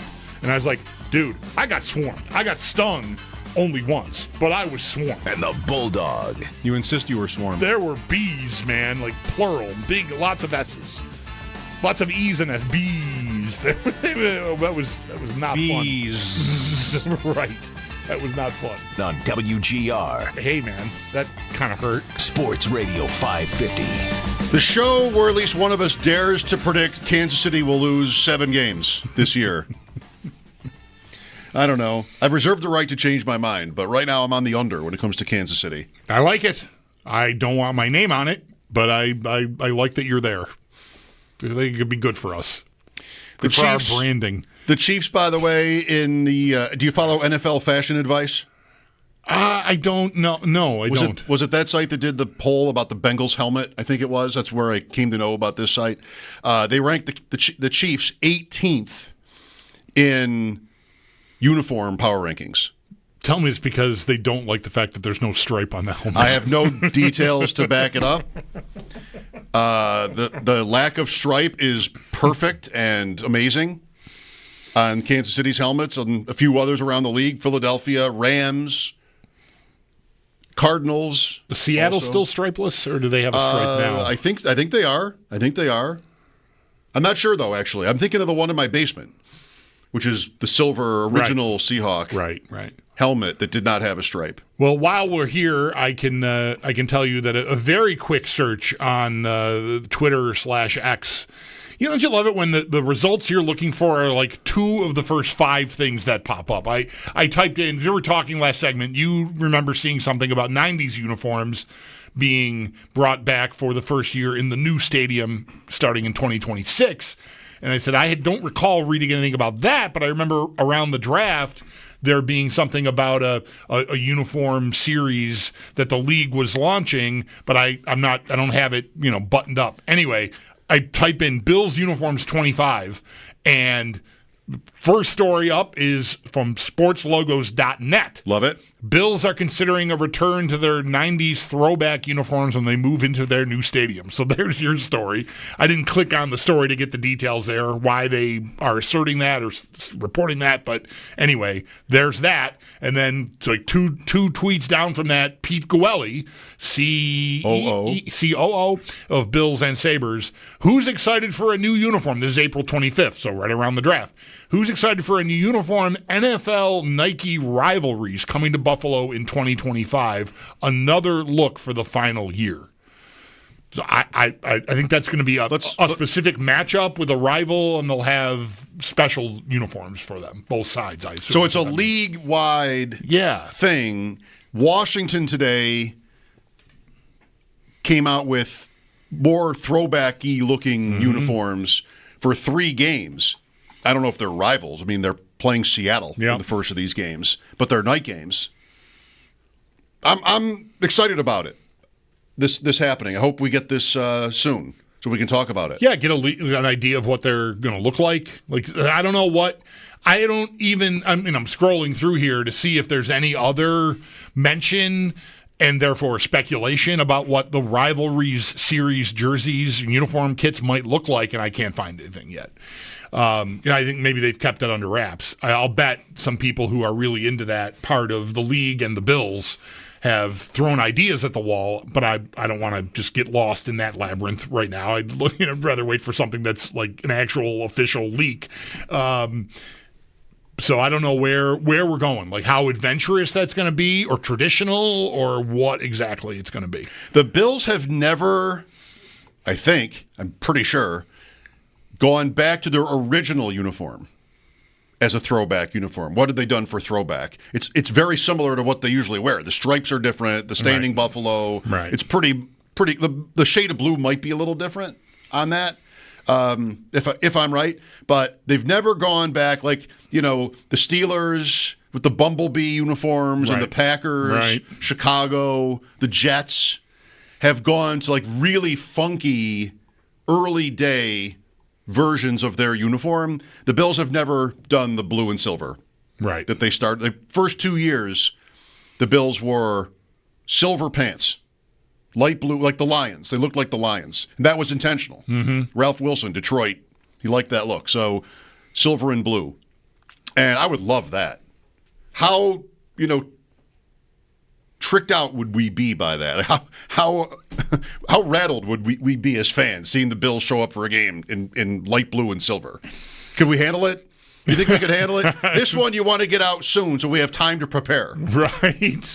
Because they've never, since, 1962, worn anything but their current color scheme, mostly. I mean, of course, in the Bledsoe years, they changed the shade of blue, right? I mean, you've had some variants, but they've mostly always looked the same.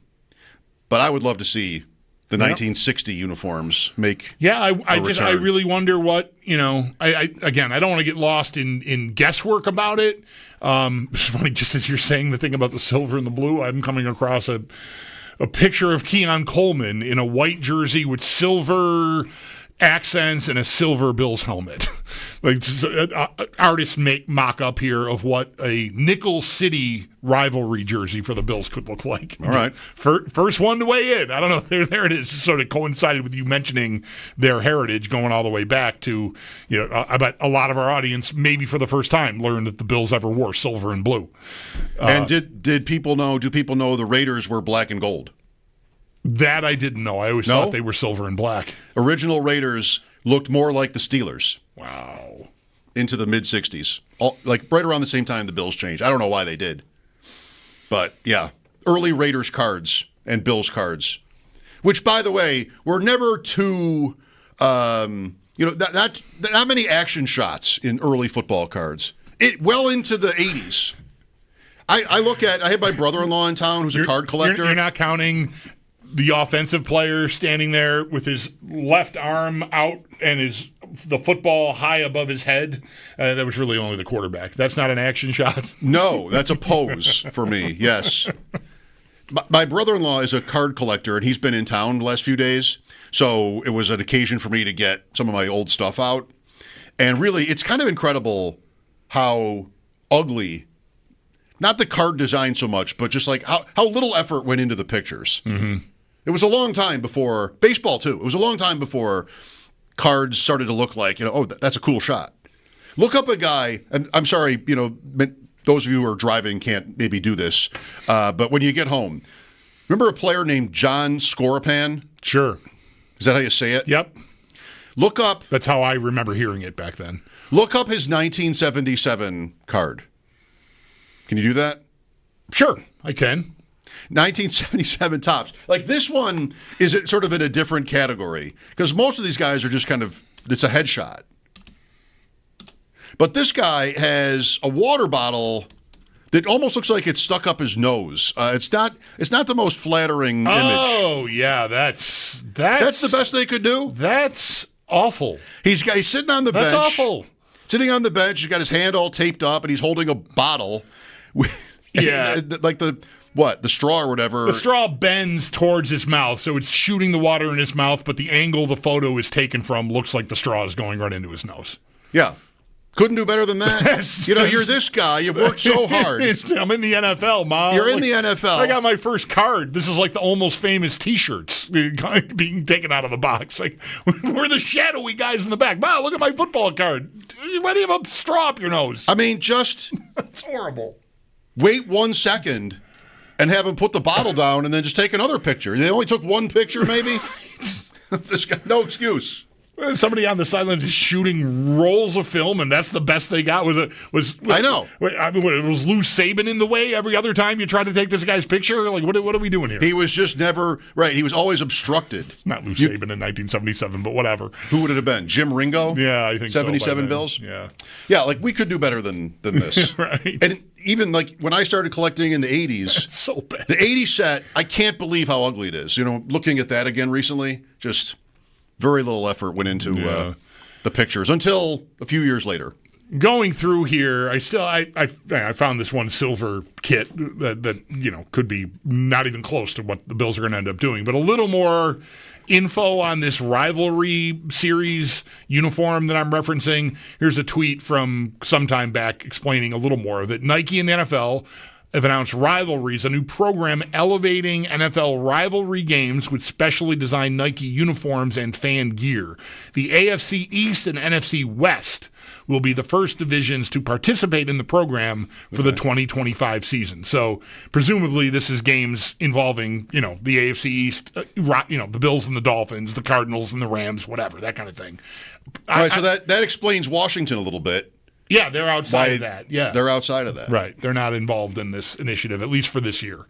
And I think the idea is every year they're going to rotate the divisions, 2 divisions, 1 from each conference, and they'll each take a turn at this. The Bills are in prime time against division rivals in weeks 3 and 5. New England would be my pick for this.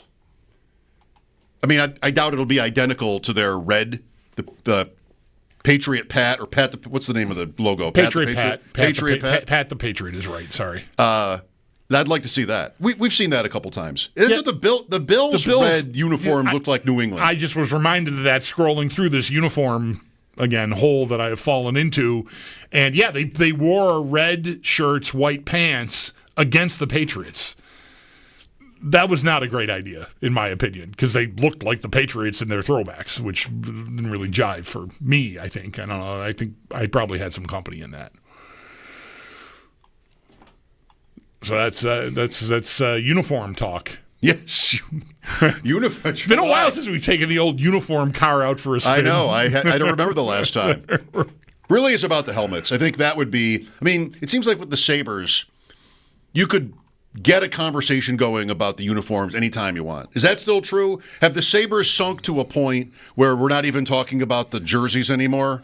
I don't think so. But with them, it feels like the fans are always ready to go on goat head, originals, like all the different varieties of the Sabre jerseys over the years. They've had more than the Bills. God, yeah. I think too with hockey, and this I would say about the NBA. In the NBA, you see lots of different variations. Having so many more games gives you an opportunity. I'm okay with that. Yeah. I mean, go ahead. If you have 82 games and 10 of them, you're just wearing something really different, I think that's fine. But football is 20% of that. So 1 or 2.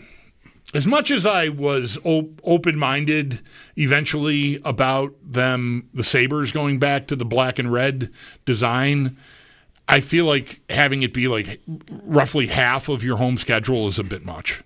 I think it was around 20 games last year that they wore that, and that's just too much for something that's a change-up. It's like they're in it way too often for me. I feel like it's not that different.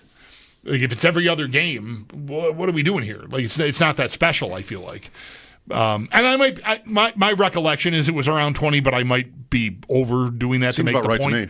But it becomes less cool if you're wearing it half the time. It's not a special uniform. It's just a uniform, I think.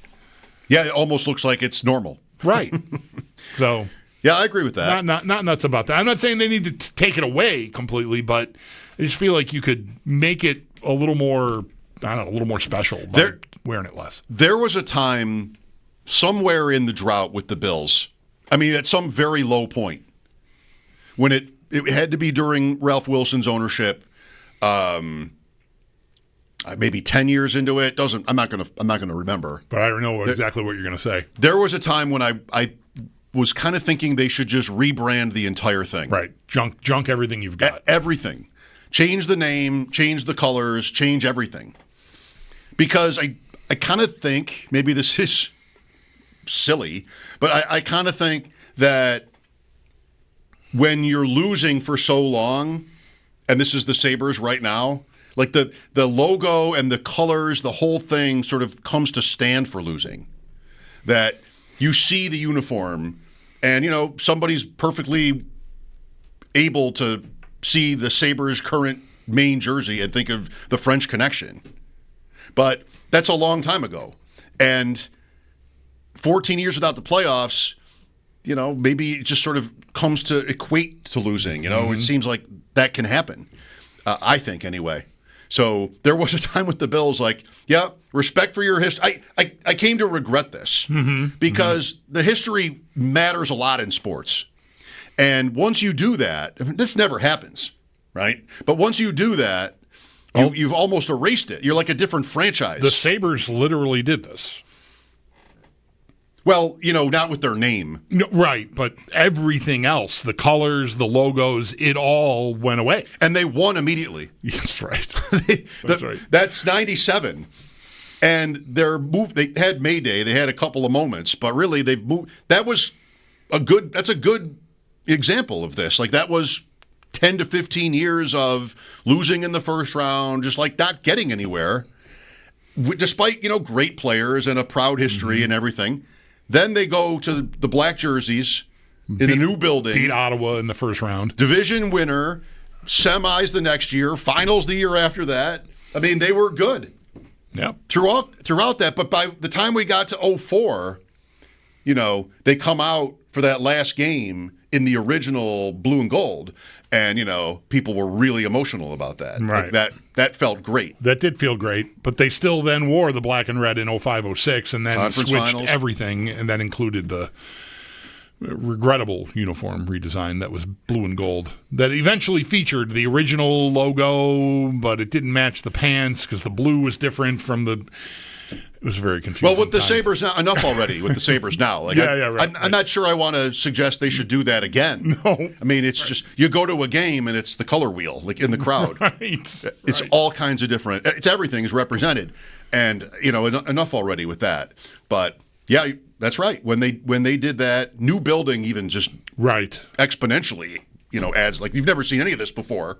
It probably felt like a new franchise. It, to a point, I guess. To some extent, I suppose.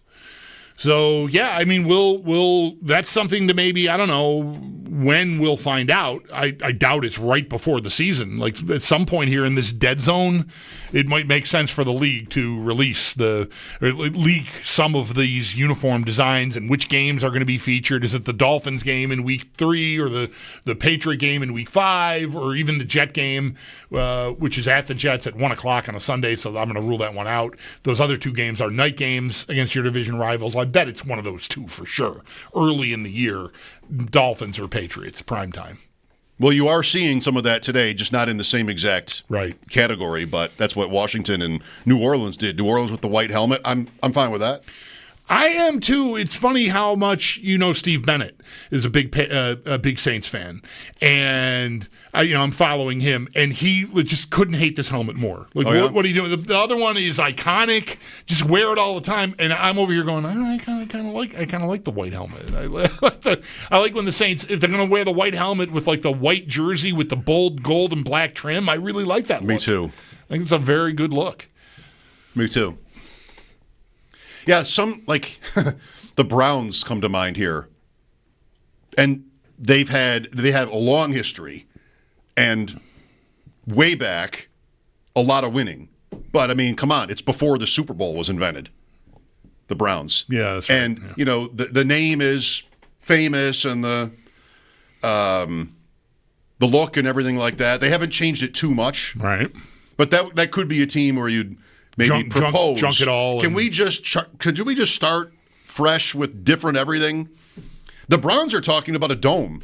Right. This is one of those too, suburbs too. You're testing the idea of the Browns playing in a dome is really hard to imagine. Just like it would be for the Bills, or the Chicago Bears. It's almost the rules are different for certain teams when it comes to this stuff. I'm putting that kind of in the same category where you can't be allowed to do it. Right. It might make sense, but you because of what you represent as a franchise historically, you cannot be allowed to play in a dome. Sorry. It's fine if the Lions do it, or it's fine. Maybe that was weird when that happened. I would say the same thing because I'm thinking about that. I was about to say you can't come from having played in Cleveland Municipal Stadium and go to a dome.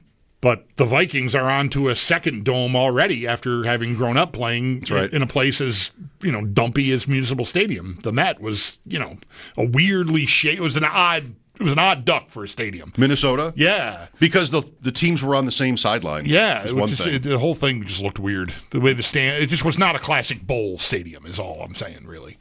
But it was configured for baseball and football, both the Twins and the Vikings. I mean, have you ever been to a football game where the teams were on the same sideline? Never one time. High school or anything. You never see that. No. Minnesota had that. Yeah, I guess there could possibly be old-timer Vikings fans who it's never been the same since 1984, whenever it would have been earlier than that. Then they moved into the Metrodome. Mm-hmm. The Lions go back through the 70s. Right. Early 70s, they moved to the silver mid. The OJ Thanksgiving record is in the dome. Yeah, that's right. 75 is that? Yeah, I think that's 75. Yep. That had to be weird. Now it isn't. Detroit's been playing indoors for 50 years. Right. What's the difference, I guess? All right. Well, when we hear anything about this, when the Bills might wear something new, we will certainly tell you and talk about it. We'll be eager to talk about it. You can tell. 803-0550 is the number. We talked a little bit about their defense earlier and what to expect this year. McDermott, Bean, some bigger stuff. We can get back to that. Probably should. We'll do that after sports. Mike Schopp and the Bulldog here. This is WGR.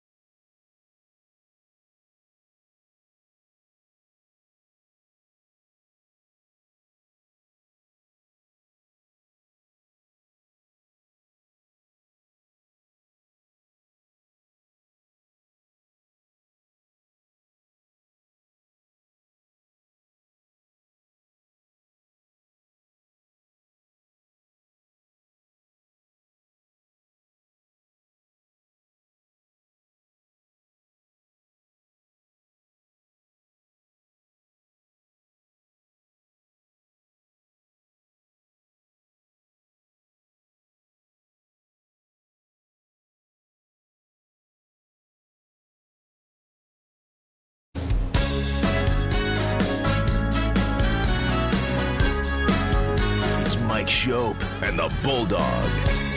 Uh-oh. Guess what day it is? Guess what day it is? Huh? Anybody? Monday, Tuesday, hump day is halfway. It's Mike Schopp. Mike. What day is it, Mike? And the Bulldog. Hey, guess what day it is? Oh, come on, I know you can hear me. It's Mike Schopp and the Bulldog. Guess what today is? It's hump day. Woo-hoo! On WGR Hump Day Sports Radio 550.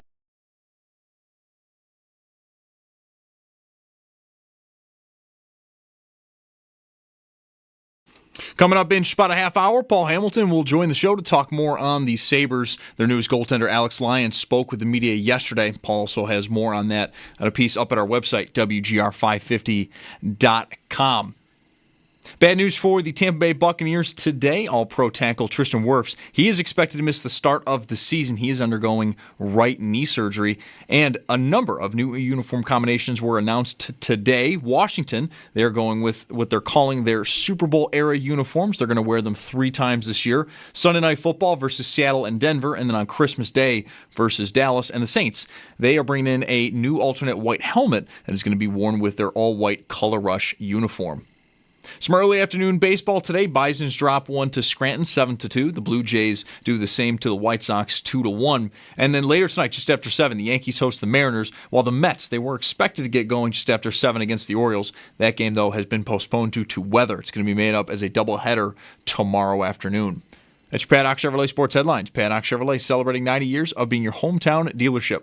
I'm Zach Jones for WGR Sports Radio 550.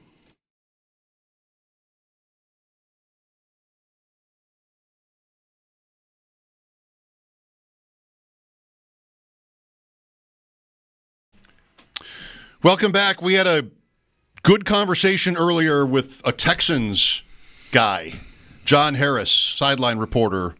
Sal knows him. He's been on with Sal a lot. And I didn't know until today that he had a book that he wrote about clock management, which I'd love to read a book about clock management. You would. I should have written one. If I had any ambition, I would have written it.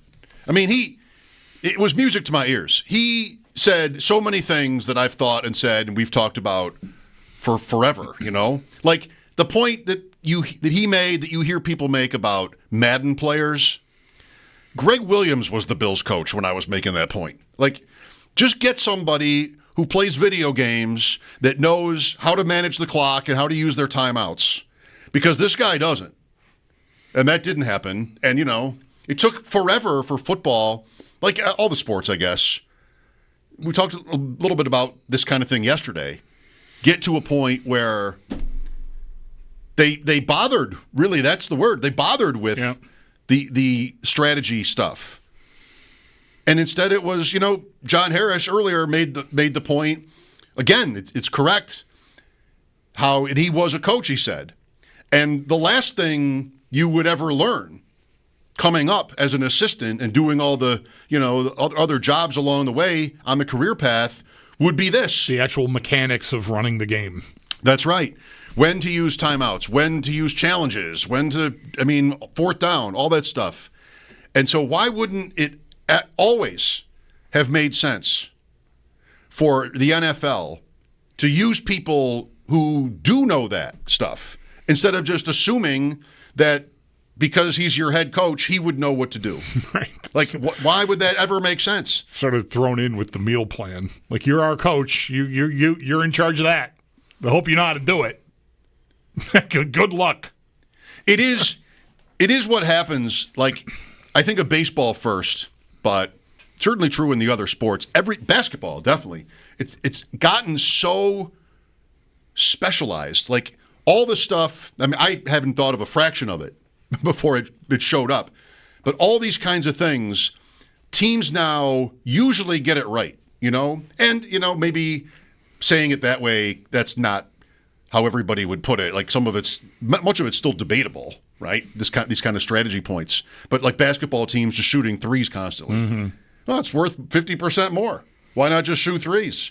All we have to do is make 2 out of whatever. Like right. the math sure defends it. We can still argue about, its effectiveness in every scenario. We talked about this when we did talk about this yesterday, right? McDermott would make the point, and I think he even made it with us last year, talking sort of in depth about this sort of thing, which we appreciated. It's opponent specific. We're meeting during the week to figure out, like, what is this team good at? What are their tendencies? What do we have that can offset that? And do we want to lean on that in a specific, scenario, in a down and distance and all that kind of stuff. But what we have not seen, I don't think, really, is a team in any of the sports that has entirely said, enough with the math. I don't want to hear it anymore. I played, right? We're going to do it the way that, my dad did it in 1974. That has not happened, at least that I can make an example of and hold up here, and I doubt that it will. It's the revolution is over. People are still fighting the war, but it's been decided. It's the Steelers a little bit, but not that, blatantly, right? What are we talking about? Fourth and short? Sure, yeah. And just all of it. Like, whether or not they operate game to game, down to down, in a way that meets with the approval of the analytics world, would it not be stunning to learn that they don't have a team of analysts telling them these things? Like, of course they do. Every team in the league has one. That there might be like dust on the nameplates because the team doesn't really. It's a sort of a nod to going with the flow. Like, oh yeah, sure, we've got an analytics department. How robust is it exactly, Russ?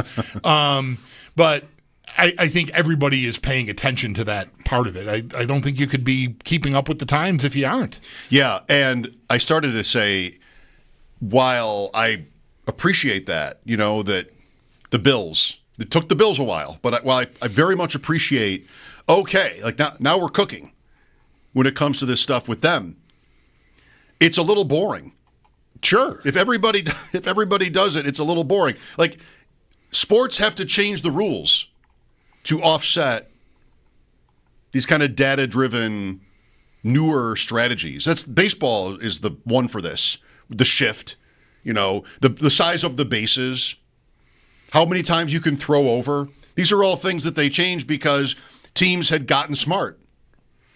It didn't look great, and it's boring that they never stole or bunted. Right, because that's the stuff you sit there eating your peanuts at the game and talk about. And that balls hit sharply to the outfield that were hits the first 50 years of your life are now outs because there's a second baseman playing short right field. And you're like, that was jarring for me. I mean, the show ever sounded older.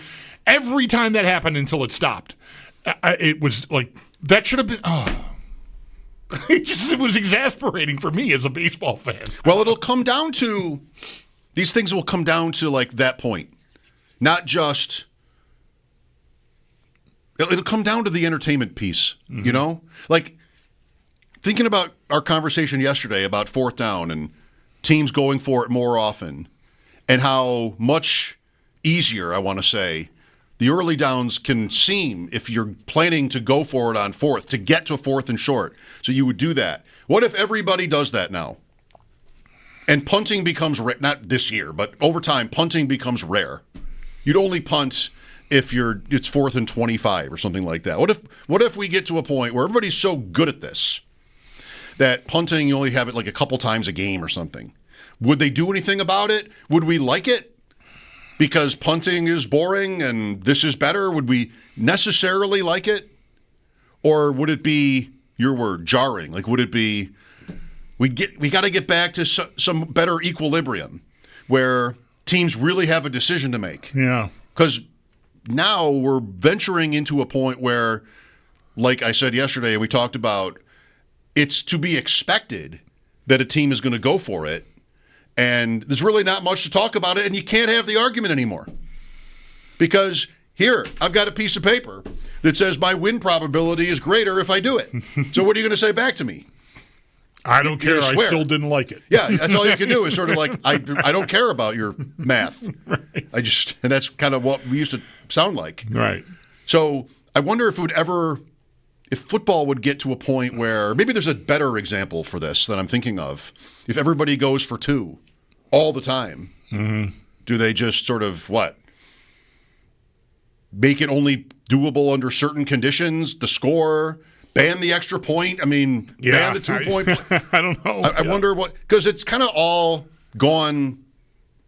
It's gone well. I mean, it's gone in the right direction, but that's how baseball seemed too. And then it got too far, and they had to make some changes to try to sort of get back the people like me who are saying it was jarring when a ball that you watched be a hit for 40 years suddenly is not a hit anymore. This is why you stopped watching the Rays, not the stadium, because suddenly there was a team that was shifting all the time. Right. You got to see this. It was cool though when it was new.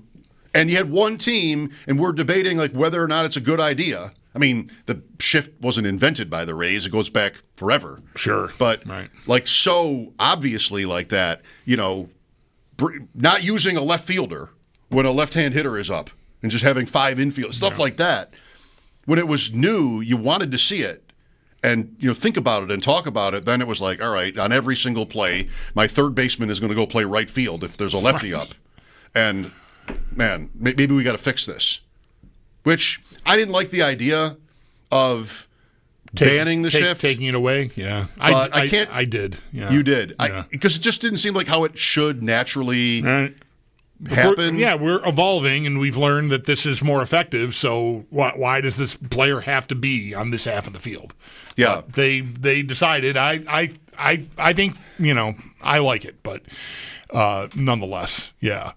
I think the punting, though, I don't know, man. Like, you're still, I think and you're not saying different. I think we're a long ways away from teams going for it on 4th and 5 at their 30 or something. Like, I still think that there's going to be plenty of punting. And not that I would miss it necessarily. I mean, I don't think I've ever watched a game and thought, boy, this game really could use one thing, more punts. But, I don't think I need to see it eradicated either. Well, this is a long ways off probably, if it ever happens. Matt's next. Hello, Matt.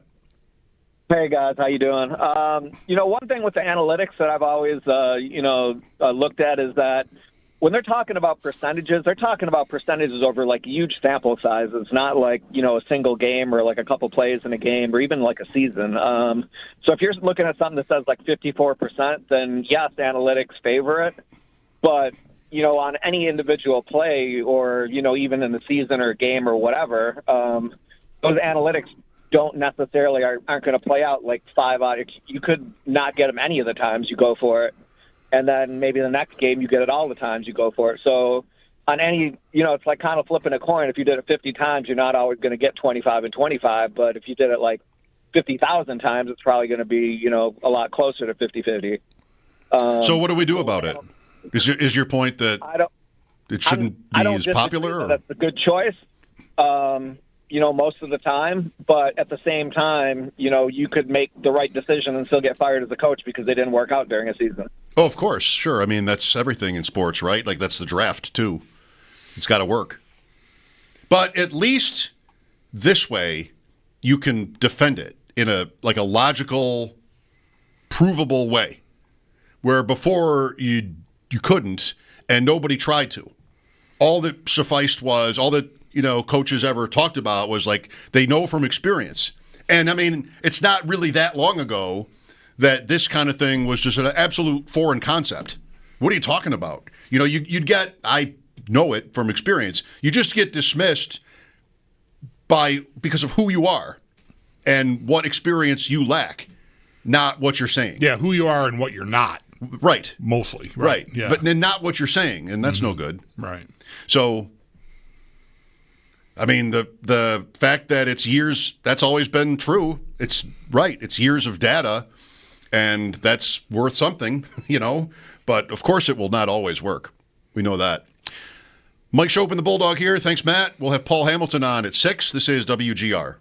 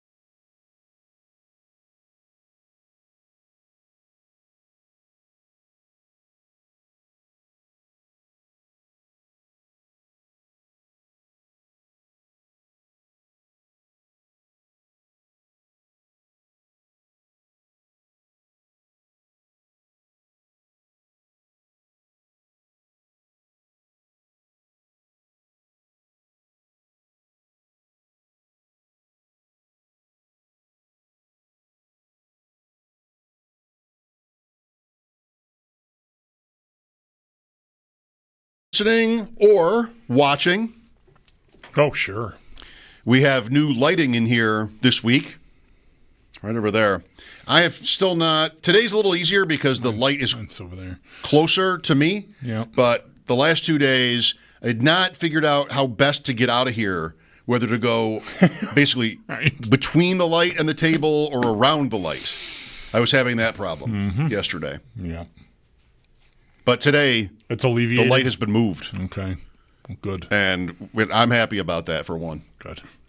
I think my face looks a little less red. Mm-hmm. The lighting is helping, I think. So I'm thumbs up. Another Warren Sharp plug for you. All right. He ranked running back rooms today. How do you think the Bills did? If you didn't see it. I did not see it. I'll bet the Bills are in the top 10. Not quite. Why does Warren Sharp hate the Bills? 803-0550. That's what everybody's asking. Okay.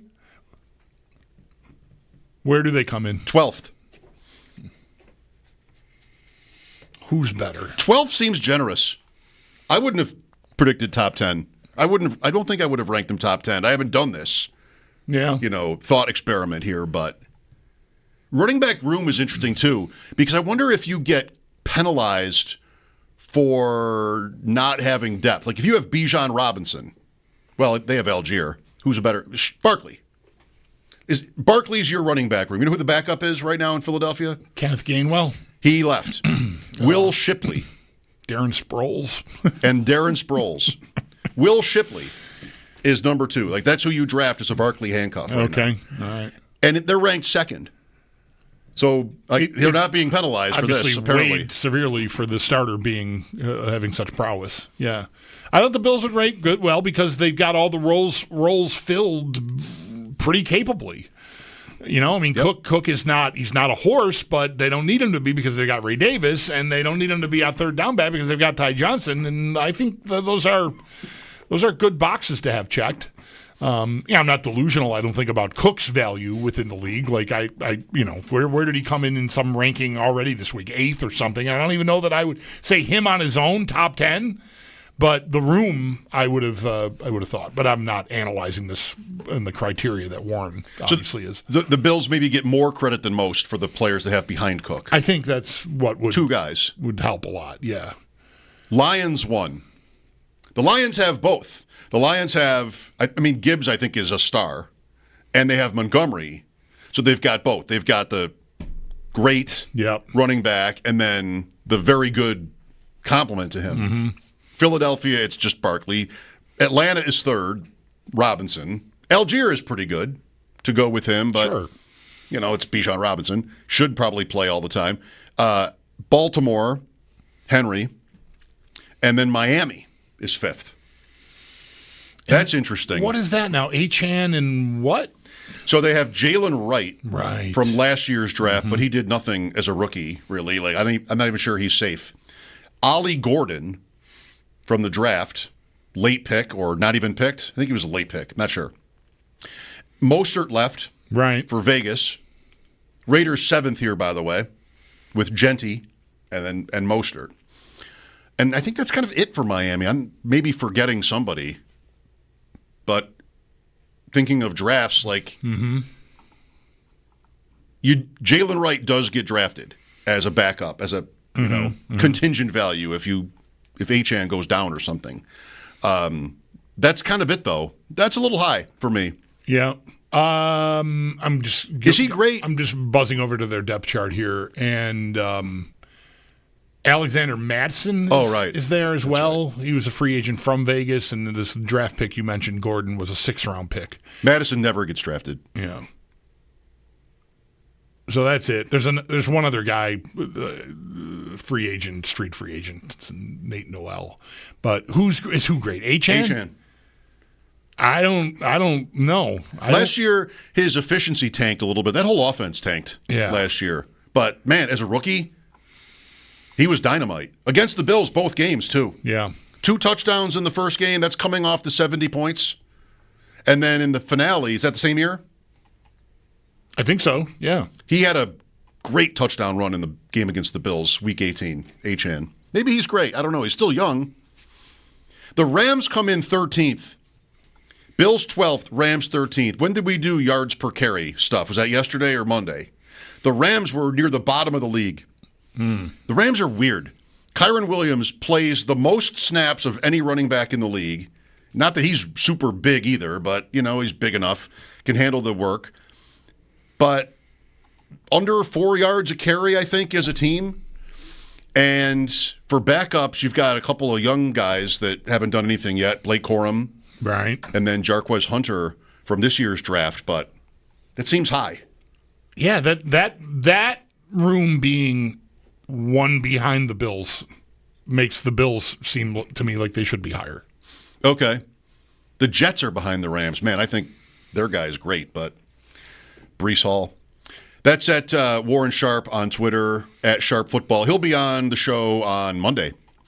Paul is coming up next. We'll talk about Alex Lyon and the Sabres for a little bit. Mike Schopp and the Bulldog here, WGR.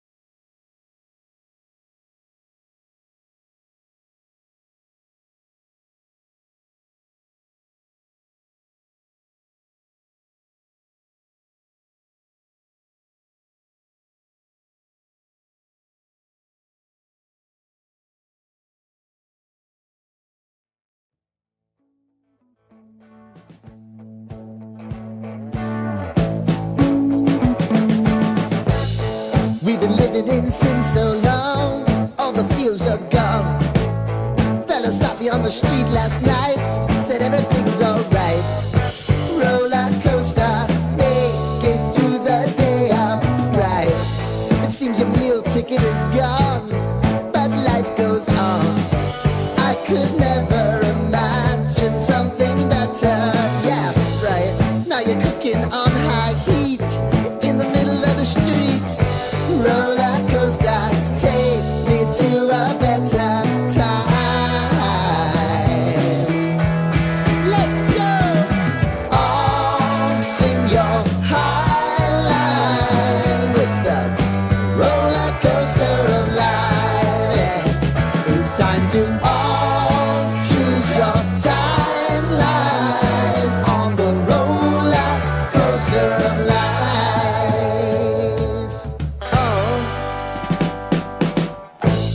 You seem to easily forget how to place your bet.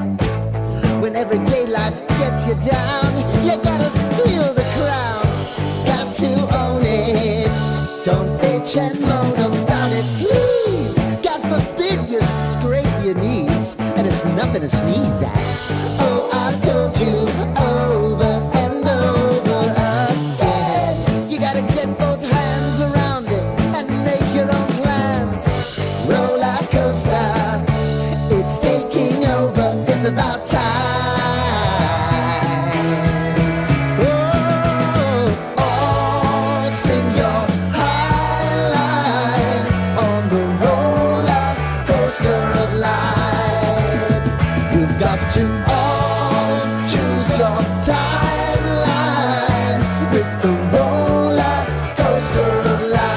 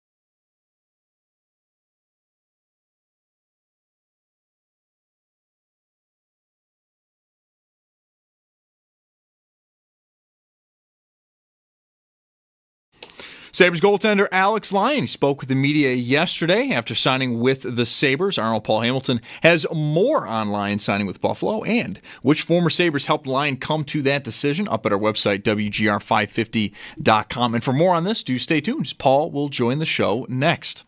Bad news for the Tampa Bay Buccaneers. All-Pro tackle Tristan Wirfs. He is expected to miss the start of the season. He is undergoing right knee surgery. And new uniform combinations were announced today. Washington unveiled what they are calling their, quote, Super Bowl-era uniforms.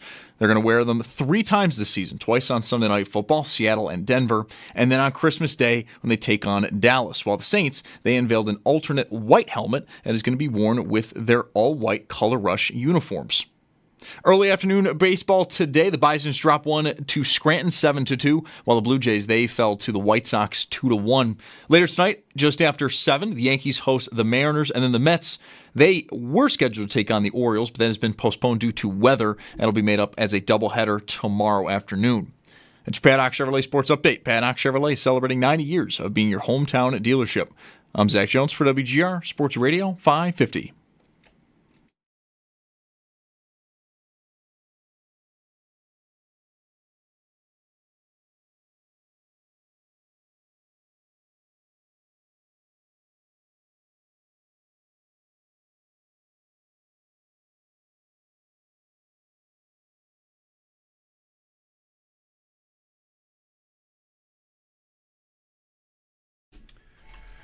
Well, at this point, anything we get from the Sabres is maybe a little bit unexpected.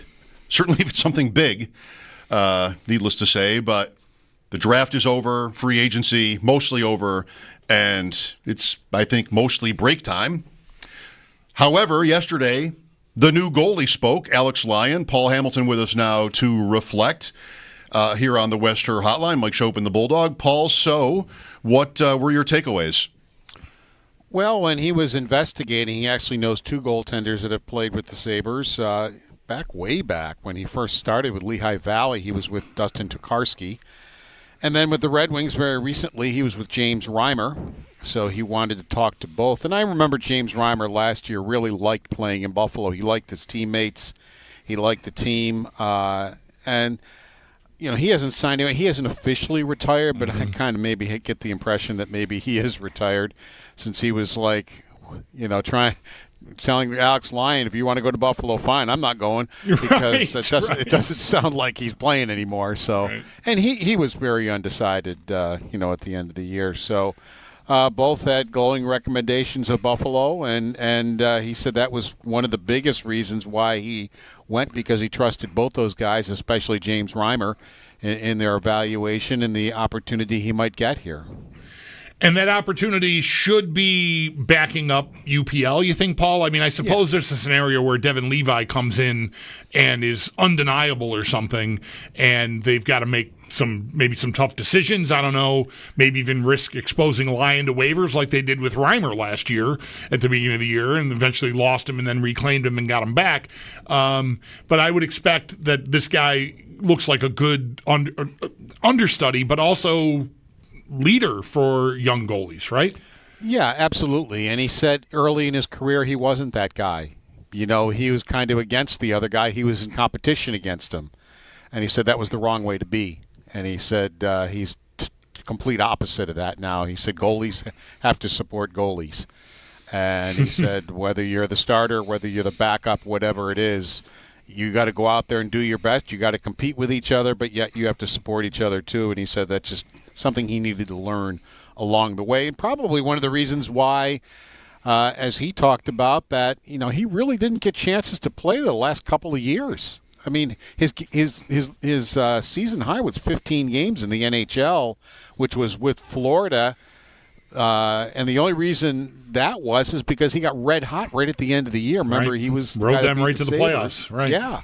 Yeah, and he only played 15 games. That was a career high. And then he played 44 the next year with Detroit and 30 last year with Detroit. It's really the only 2 years that he's gotten any substantial time in the NHL. And as he talked, it just seemed like it took him a while to kind of figure out the game, figure out what he needs to do, what are the best things for him to do, what's the best way to be a good teammate and a good NHL goaltender.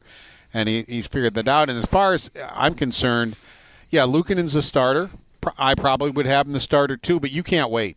If it's 3 weeks into the season and he's still struggling, he's got to be out. I mean, you got to go with Lyon then, and that's why you go with a guy with Lyon over maybe a James Reimer who's 38 years old, because I think you can put him in right away. But Lindy Ruff can't be messing around and risks some sort of goofball losing streak right off the bat or in the first couple of months. If it isn't going, it's got to be changed immediately. What's your theory on Luukkonen? Is it beyond randomness to explain what happened to him last year? I mean, 887 is not great. No, it wasn't, especially where the last 35 games of the year before, his numbers were either at the top or right at the top of the NHL. And he has played the second most games after January 1st, and it looked like the Sabres had found their number one goaltender. He played like a number one goaltender, and the numbers back that up. He did at times last year, but not enough. No. I mean, you didn't get the big save at the big time. The numbers, tell us the story the eye test and the numbers say the same thing. It wasn't great. Sometimes was, but sometimes isn't good enough, Right. If you're going to be a number one goaltender, you got to be good most of the time and have the odd game off, not the odd game good and the rest of them are like, ugh. Type of a thing. So he's got to be able to, he's home with his goaltending coach. And one thing I will tell you is he works hard, and he works hard at his craft. So he's working at it. I can guarantee that.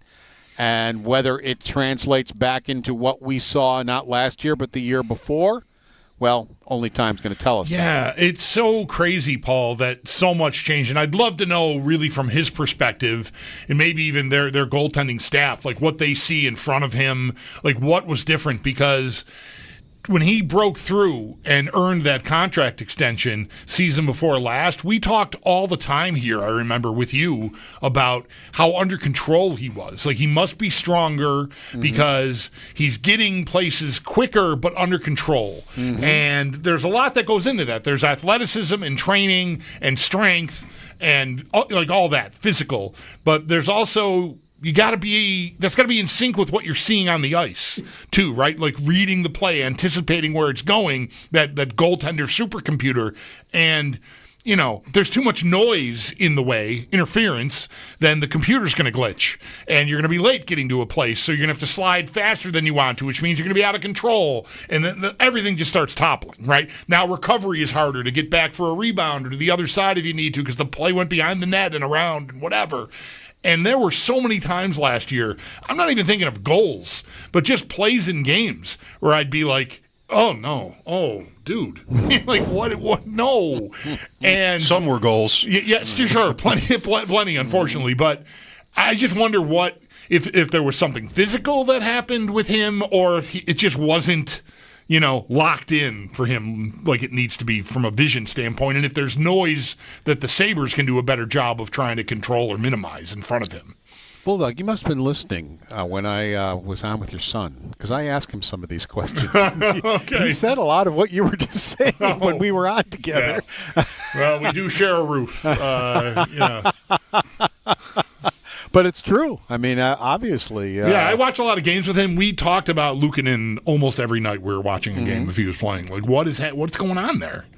So, yeah. Your son's now a coach of goaltenders, so, I mean, he knows what he's talking about. He's been doing it for quite a long period of time. So, just exactly what you're saying. And that was the thing, especially as the season got later, it's like there he was flying by the net again.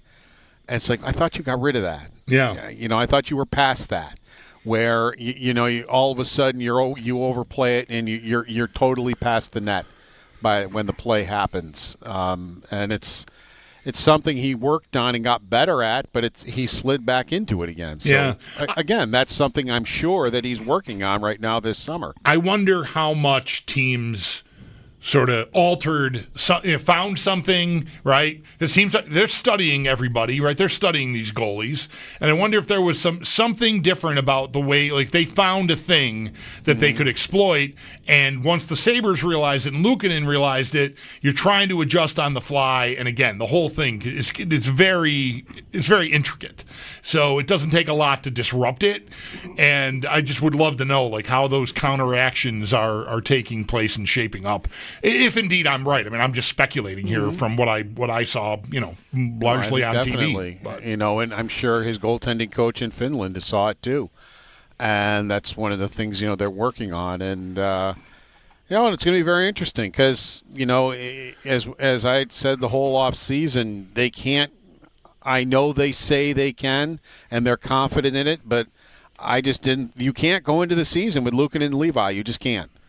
It's too much hope, and you can't go into the season with hope. And they didn't. They went and signed Lyon. I think it's a good signing because you can turn to him. If Luukkonen's not ready, you've got Levi down in Rochester doing his thing, and I like the setup now with what they got. I'll echo what you said earlier about not waiting around for Luukkonen to find his form next year. That could have, been a problem this past season when he doesn't start great. It wasn't that Reimer was always good, but they ended up waiving him and sort of playing games with him. And then late in the season, Reimer ended up starting a lot because he was rolling there. So everything's easier with hindsight. But do you remember what they did? And I hated it. Luukkonen, to me, earned the number one spot, and they started alternating with Luukkonen and Levi. Why? Because they want Levi to be their goaltender. Mm-hmm. So now they start alternating games. And if I'm Luukkonen, I'm like, what are we doing here? Did you look at my numbers of the last 35 games last year? Why are we alternating? I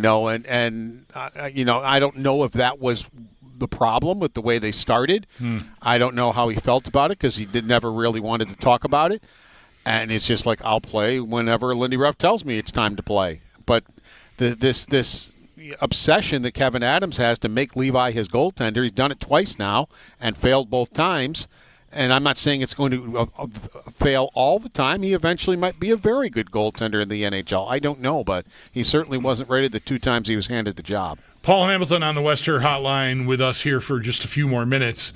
In other news, Paul, Bowen Byram is still on the Sabres, and the team elected arbitration. We've not talked to you since before the 4th of July holiday, and that happened over the holiday weekend.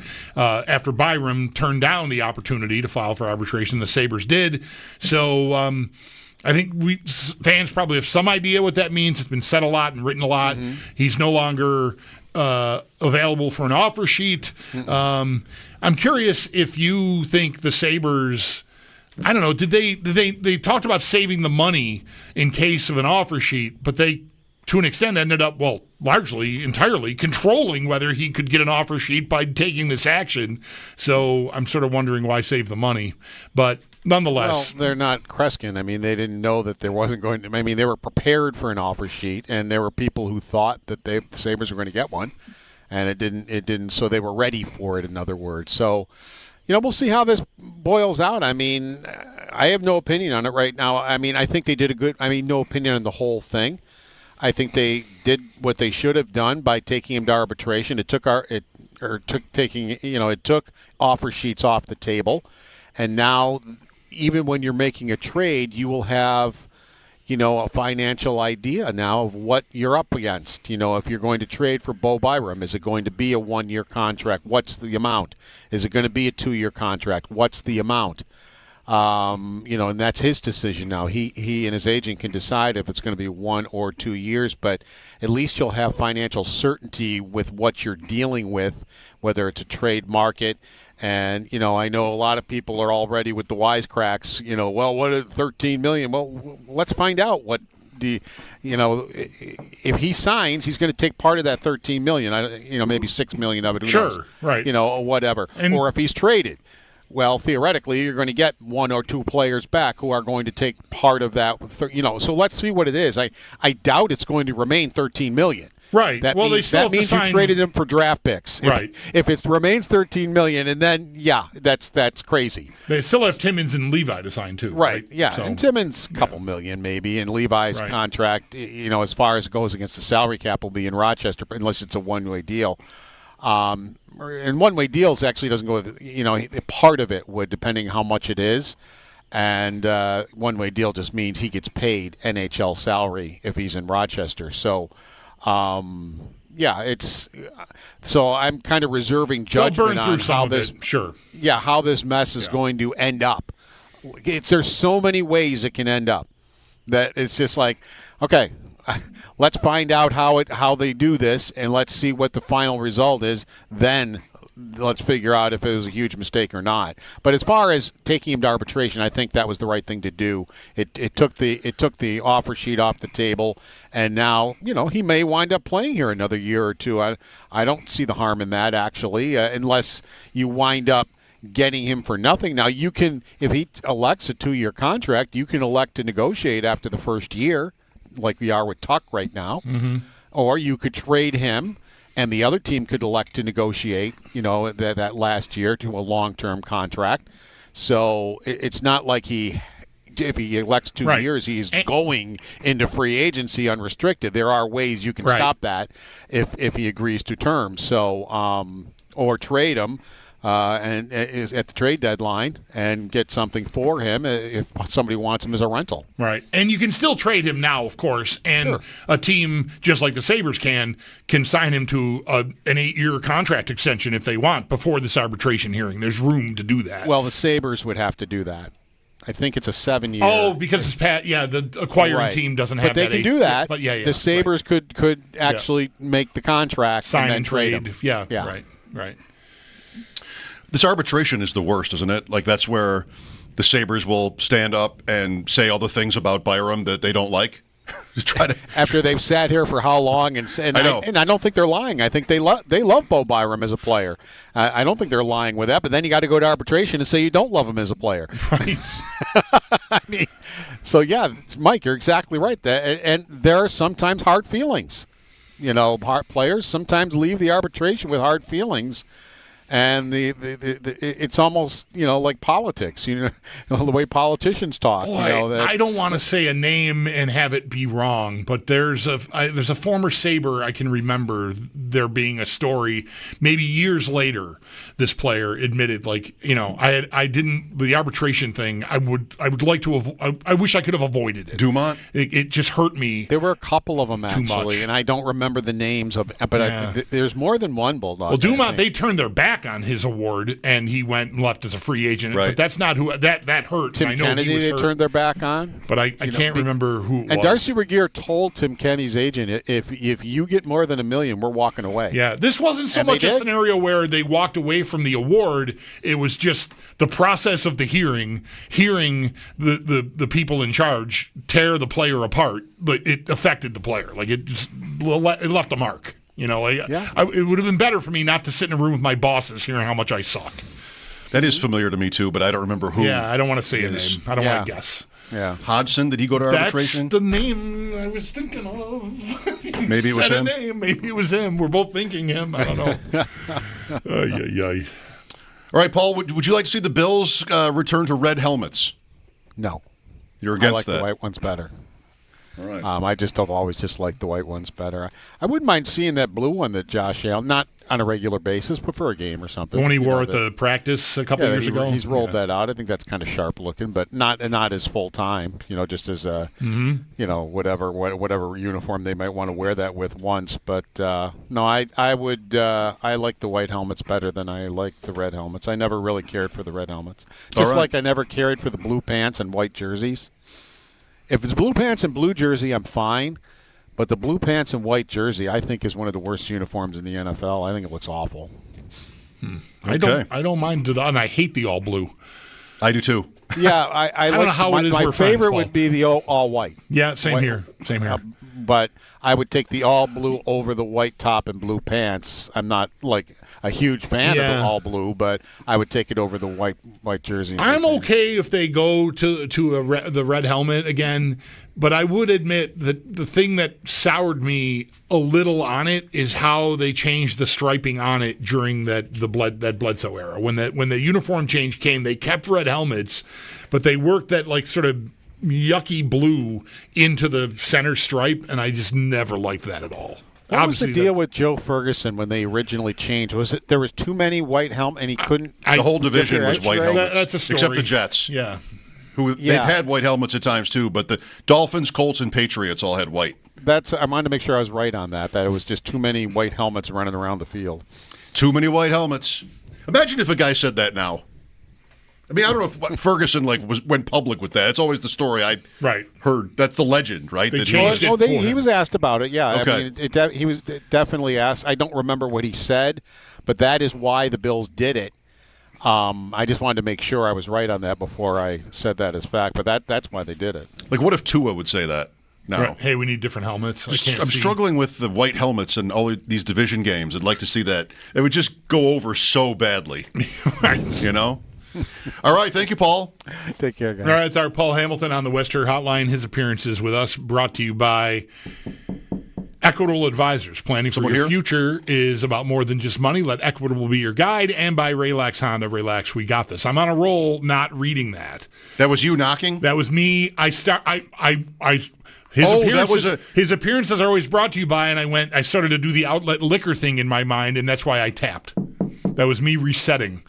Like, no, don't say outlet liquor here. This is Equitable Advisors and Relax Honda. Relax. I thought maybe a Wink Martindale impersonator was about to arrive when I hear that knocking. Or maybe it'll be Schwarzenegger, or maybe it'll be Tom Arnold. We should be so lucky.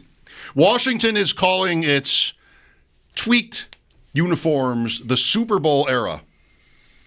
And I guess that works. 80s. They won 3. They won 3 in the 80s with different quarterbacks. One coach, but 3 different starting quarterbacks. Theismann, Williams, Rippon. But Rippon wasn't in the 80s, though. 91. That's right. The decade there. Right. 82, the strike year I'm was all right their win. with the Super Bowl era. They were wearing that gear, and they won 3 Super Bowls in 10 or 11 years. I'm good there. Yeah, I'm fine with it. Yeah, that's totally great. I have signed mini helmets from the first 30 Super Bowl MVPs, and I display them behind me on my podcasts. And I, try to come up with what I think is maybe a clever combination depending on what's in the news or who's playing. During the season, I always try to have there be 2 matchups from that week if I can find it. I only have the first 30, and a lot of teams don't make the cut. But I don't display the Washington ones. I'd feel weird about it. I have them. I like having them. I love the Riggins signature on his. Yeah. But I don't display the logo. Right. Which, I don't know. These days, somebody sees that and questions you. I think if folks don't know, by the way, Washington doing this with the uniform, the helmet is going to be just the W. They're not because there had been some talk about returning to the name and some stuff just undercurrents last year, but they're keeping that logo off of the helmet, the old logo. And I wouldn't want a new helmet signed by those guys because they didn't wear it. Right. So I respect the change that they made. I don't like the name. I respect the change that they made, but it does kind of box you in, I think, for memorabilia and stuff like that, for whatever that's worth. I mean, I like that Washington. The logo is, considered offensive, and I respect that. But I like the color and the signature and the style of it otherwise. But I don't know. To this point, I haven't felt good about putting it out there. And I have 3 of them. Well, if you have the first, they're all in that wheelhouse. It's almost like not having them. Right. All right.